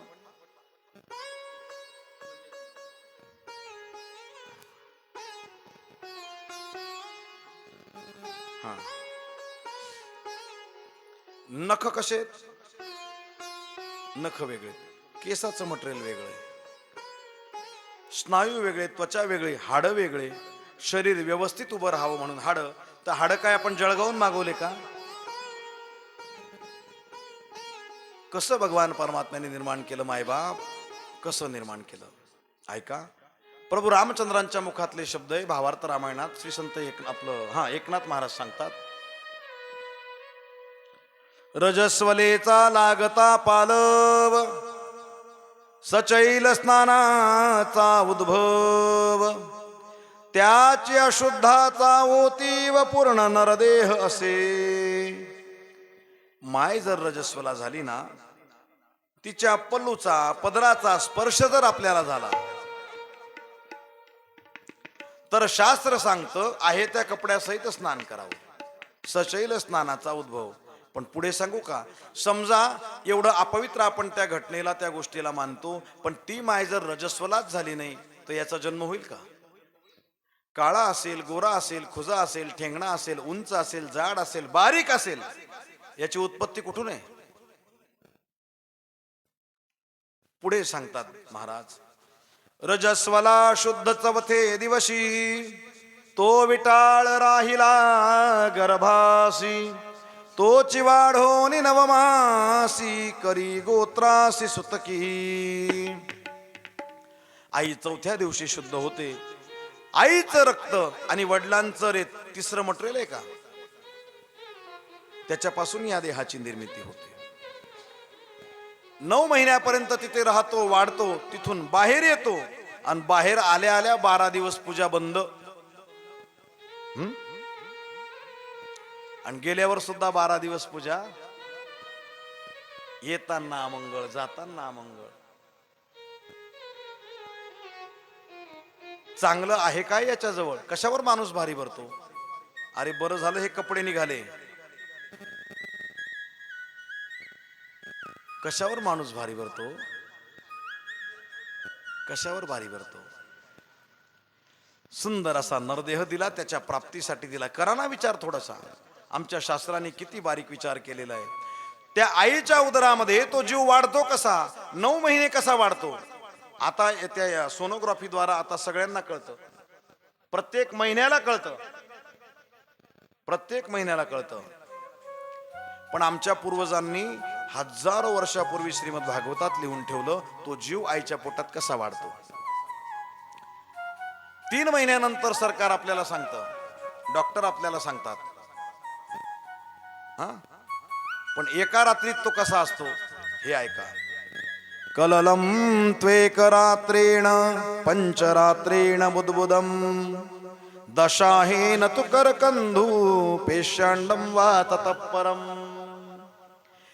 ते वीर्य एका रात्रीत स्त्रीच्या रजामध्ये विसळून एक रूप बनत. 5 रात्रीमध्ये 5 रात्रीचा गर्भ बुडबुड्यासारखा असतो. 10 दिवसात करकंदू बोरासारखा, बोराच्या आठवळीसारखा थोडासा कठीणपणा त्याला येतो. त्यानंतर मांस पेशी किंवा अंडज प्राण्यातल्या अंडजासारखा त्याचा आकार होतो. 1 महिन्यात त्याला डोकं येतं, त्या गर्भाला डोकं येतं. 2ऱ्या महिन्यामध्ये त्याला हात पाय इत्यादी अवयव येतात. 3ऱ्या महिन्यात नख, रोम म्हणजे छिद्र, केस यायला सुरुवात होते त्याला बारीक बारीक. कितव्या महिन्यात? 3ऱ्या महिन्यामध्ये. हाड, चामड, उत्सर्जक इंद्रिय आणि अन्न छिद्र त्याचे उत्पन्न होतात. त्याला नाक कान फुटतात. म्हणून आपल्या मावल्या म्हणतात ना, वडाभाज्या खात जाय.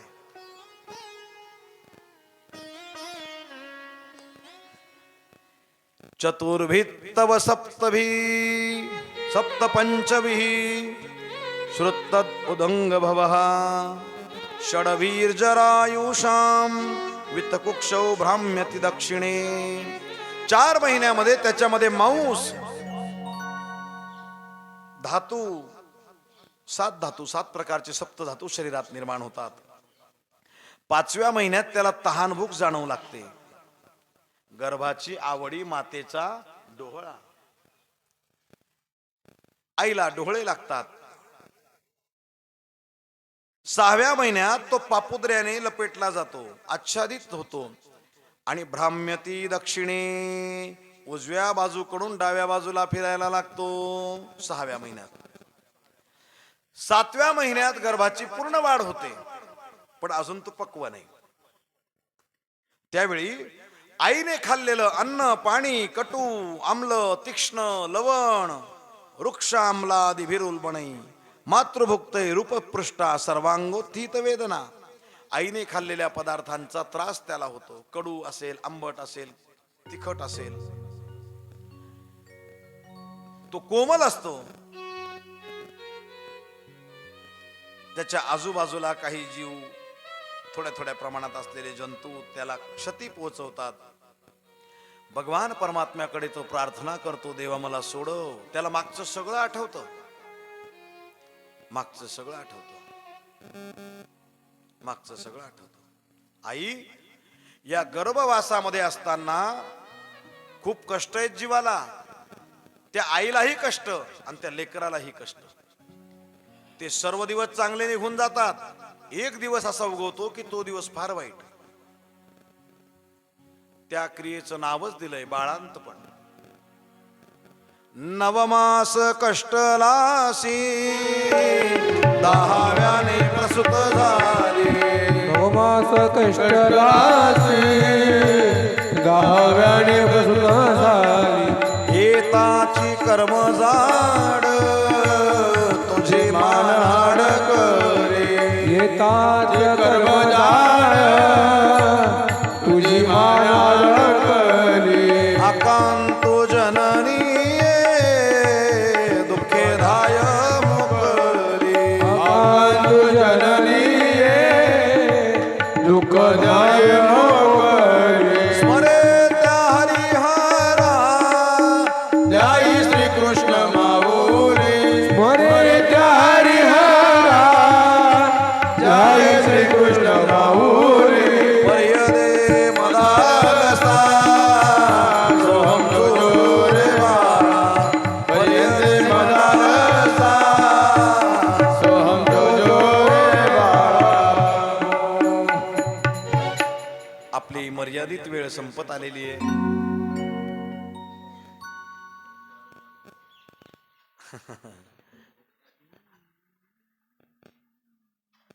बर का, किती कष्ट या जीवाला 9 महिन्यापर्यंत. इथे कथेत यायचं आहे ना, तरी आपण चांगली जागा शोधतो जेणेकरून टेका मिळेल. शेजारी बसणारा चांगला असावा, जांभया देणारा नसावा.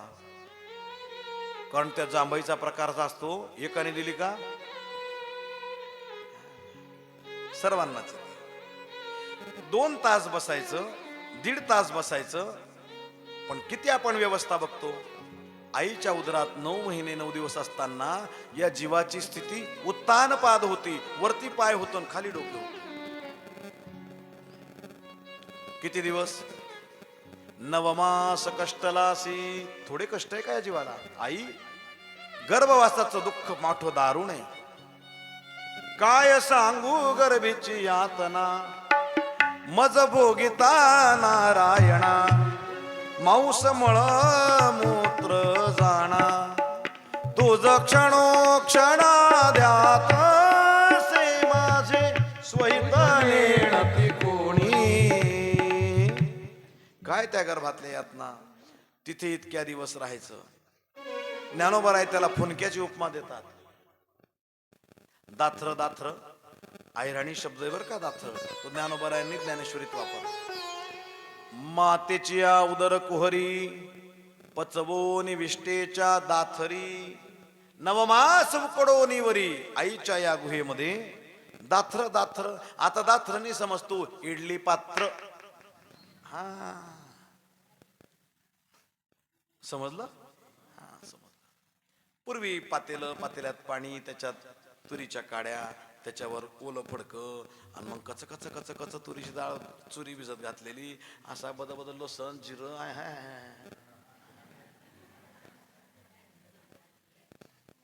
फुनके गाडायचे,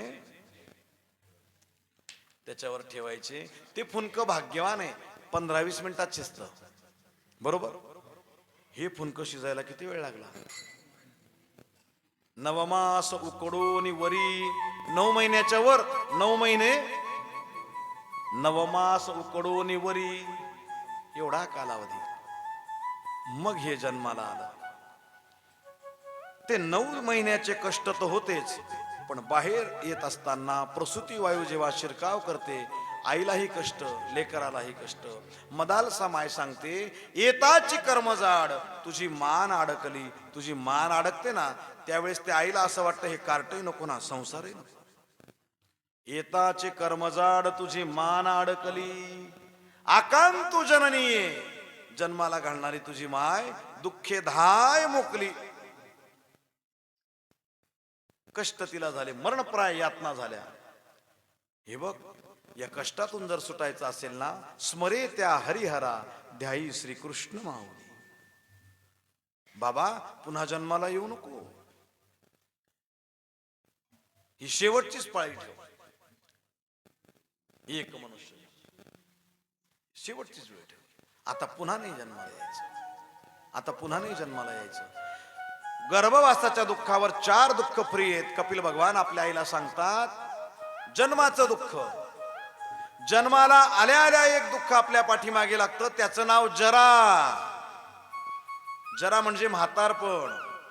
जीव जन्माला आला म्हणजे तो एका तासाने म्हातारा होतो, एका दिवसाने म्हातारा होतो, एका महिन्याने म्हातारा होतो, 6 महिन्यांनी म्हातारा होतो, एका वर्षाने म्हातारा होतो. आपण त्याला वाढदिवस म्हणतो. कोणता दिवस? वाढदिवस म्हणतो. हॅपी,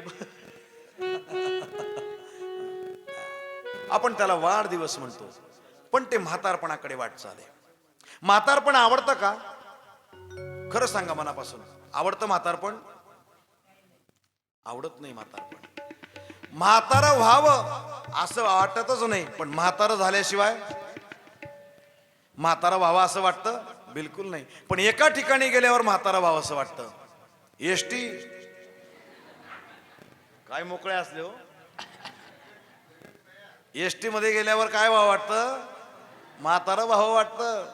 आणि असं कोणी जर म्हाताऱ्याला म्हातारा म्हटलं ना, तू नका दडलो होती का मी.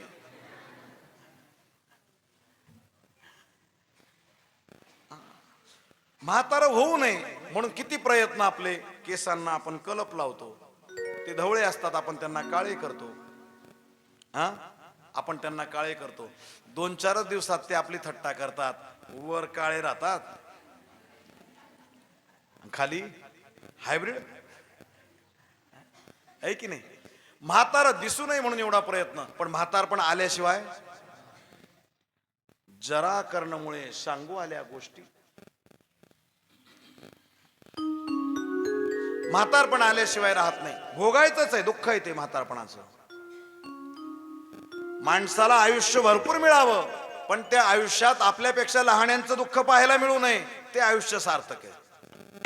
नाही तर भरपूर दिवस जगला पण त्याच्यापेक्षा लहान सगळे त्यांनी पुढे केले, काय फायदा? एवढं दुःख घेऊन जगावं, काय फायदा? म्हातारपणाचं दुःख मोठं वाईट आहे महाराज, पण जन्माला आल्यावर गर्भवासाच्या दुःखावर 4 दुःख हे मिळणारच आहेत तुम्हाला. जन्म, जरा, म्हातारपणाचं दुःख. 3रं दुःख आहे व्याधी. वाटतं का कोणाला आजारी पडावं? वाटतं? बरं, माणूस आजारी कसा पडतो ते कळतं का? नाही हो, चांगलं जेवण केलं दुपारी, असं का, हे खाल्लं ते खाल्लं, निमित्त जाय हो. जेवणच केलं दुपारी, माणूस आजारी पडतो. शरीर रोगाचे भांडार. शरीर रोगाचे भांडार. भांडार कशाला म्हणतात? हात रुमालापासून ते महावस्त्रापर्यंत एकाच ठिकाणी सर्व वस्तू मिळतील, कपडे मिळतील, ते वस्त्र भांडार. आकपेटीच्या काडीपासून तर काजू, बदाम, किसमिस, खोबरं, लाडूचा सामान ज्या दुकानात होलसेल भावात मिळतो ते किराणा भांडार. तसं सर्दी पडशापासून तर कॅन्सर पर्यंतचे मोठे मोठे आजार जिथे मिळतात ते रोगाचे. घ्यायला जावं लागतं का? घ्यायला नाही जावं लागत. व्याधी, व्याधीचं दुःख भोगायचंच आहे. आपण नाही म्हटलं तरी आपल्याला ते भोगायचंच आहे. फ्री मध्ये मिळालंय ना. आणि शेवटचं दुःख आहे मृत्यू. आपण कितीही राहण्यासाठी प्रयत्न केला, बघा ना आपला सर्वांचा अनुभव. आता कोरोनाच्या काळात आपण लसी घेतल्या, कोणी 2 घेतल्या, कोणी 3 घेतल्या. बरोबर, कोणी 2 घेतल्या, कोणी 3 घेतल्या कोरोनाच्या काळामध्ये लस. पण आता अमरपाटा बांधला का आपण? यम पाहिल का नाही, याच्या 2 लस झालेल्या आहेत. मरण अटळ आहे. मरण का सोपं आहे का? लोक म्हणतात मेलो तो बरं होईल. मरण सोपं आहे का? ज्ञानोबा राय सांगतात, हा देह दुसरा आहे का आपल्याला? एकुलता एक आहे. हा देह किती आहे? हा सोडून लगेच दुसरा तयार आहे का? ज्ञानोबा राय इतकं गोड रूपक करतात, इतका गोड दृष्टांत देतात. का माये पुढवणी बाळक, काळे नेता एकुलते एक, होय का उदक तुटता मिना. एकाच वेळेस 1000 विंचू जर आपल्याला चावले किती वेदना होतील? तितक्या वेदना हे शरीर सोडताना होतात. तितक्या वेदना हे शरीर सोडताना होतात. सगळं आठवतं माणसाला. अरे अरे, स्वतःच्या फायद्यासाठी मी कोणाकोणाचं नुकसान केलं, कोणाचं चांगलं केलं, कोणाचं वाईट केलं, सगळं त्याला आठवतं. असे गरगर डोळे फिरवतो. मुली म्हणतात दात बोल बोलाव का, जी बोल बोलाव का, तू त्यांना आवरू देऊ बिन. त्याला सगळं आठवतं. इथे हिशोब करावा लागतो बरं का. मागचं सगळं दिसतं. फ्लॅशबॅक, मागे काय काय दिवे लावले आपण, ते सगळं माणूस आठवतो. कारण जगाला फसवेल, मनाला.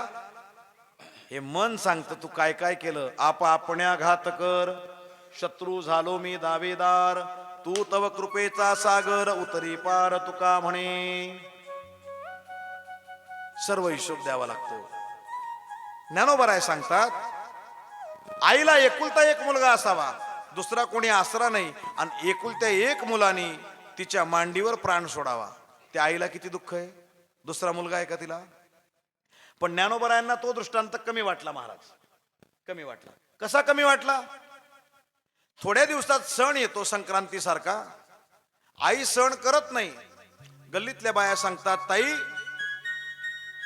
आमच्याकडे जेवायला येऊन जा, तुम्ही काही करू नका. जेवायला जाते, खीर खाते, पुरणपोळी खाते, डोळ्यात आसू सुद्धा येतात, आणि खाता खाता म्हणते माझ्या भाऊला सुद्धा पुरणपोळी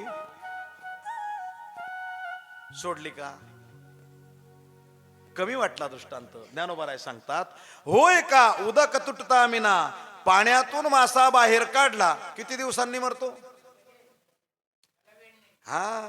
जीवन जीविती जीवना संगे, मत्स्या मरण त्या वियोगी. मत्स्या मरण त्या वियोगी. लगेच तो तडफडून तडफडून प्राण सोडतो. त्या माशाला ज्या यातना होतात ना, ते या जीवाला जीव सोडताना होतात. हा देह, याच्यात चांगले वाईट भेटलेले माणसं आता भेटले, पुढे कसे भेटतील?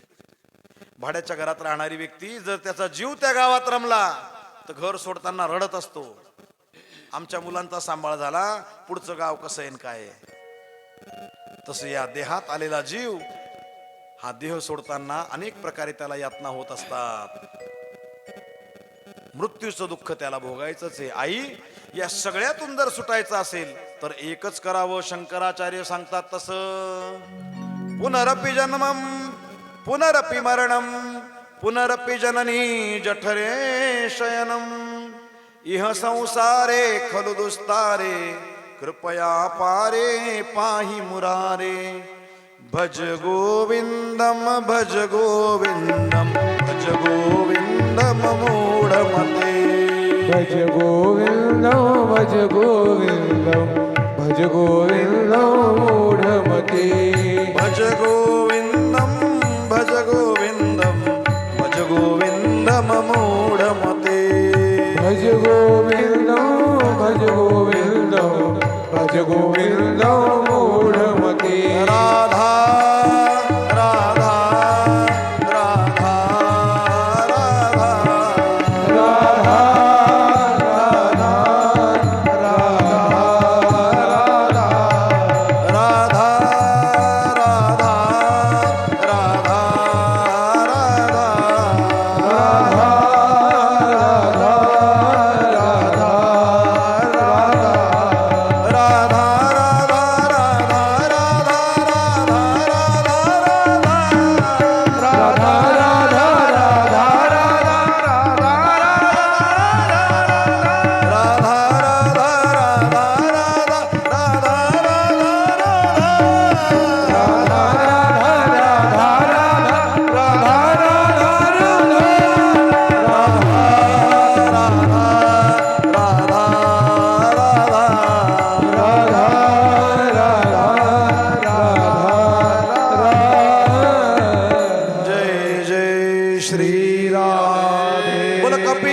भगवान की जय. आईला उपदेश केला.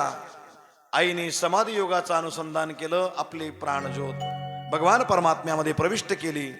आईचं उत्तर कार्य, आईचं पिंडदान श्राद्ध कपिल भगवंतांनी गुजरात राज्यामध्ये सिद्धपूर या गावाला केलं, ज्याला आपण मातृगया म्हणून ओळखतो. तिथे बिंदू सरोवर आहे. या वर्षी ऋषीपंचमीला आम्ही तिथेच होतो, बिंदू सरोवरावर, ऋषीपंचमीच्या मुहूर्तावर. हो, आम्ही द्वारकेला गेलो होतो ना. द्वारका यात्रा करत करत आणि सिद्धपूरला आम्ही ऋषीपंचमी केली. हा, आपण गेलो होतो ते वेगळं. आता गेलो होतो ना आम्ही यंदा श्रावण महिन्यात, भाद्रपद महिन्यामध्ये ऋषीपंचमीला. आम्ही पोळ्याच्या दिवशीच निघालो होतो संध्याकाळी. ऋषीपंचमीच्या दिवशी तिथे होतो. ऋषींचं स्थान, कर्दम मुनींचं स्थान, अशा त्या पवित्र तीर्थावर आपल्या आईचं श्राद्ध कर्म उरकलं आणि कपिल भगवान तपश्चर्येसाठी भारत भ्रमणाला निघून गेले. या ठिकाणी आपण कथेची सांगता करायची आहे आणि आरतीसाठी सर्वांनी तयार व्हायचंय. आरती के लिए सभी भक्तजन अपने अपने स्थान पर खड़े हो जाएं. आरती जजमान चला उठा. आरती के लिए सभी भक्तजन अपने अपने स्थान पर खड़े हो जाएं. राधे कृष्णा कृष्णा कृष्णा कृष्णा राधे राधे. राधे श्याम राधे श्याम श्याम श्याम राधे राधे. जय हो. राधे कृष्णा कृष्णा कृष्णा राधे राधे. राधे श्याम श्याम श्याम राधे राधे. राधे कृष्णा कृष्णा कृष्णा राधे राधे. राधे श्याम श्याम श्याम राधे. राधे कृष्णा कृष्णा कृष्णा राधे राधे. राधे श्याम श्याम श्याम राधे राधे राधे. कृष्णा कृष्णा कृष्णा राधे राधे राधे. राधे कृष्णा राधे श्याम श्याम श्याम राधे राधे. राधे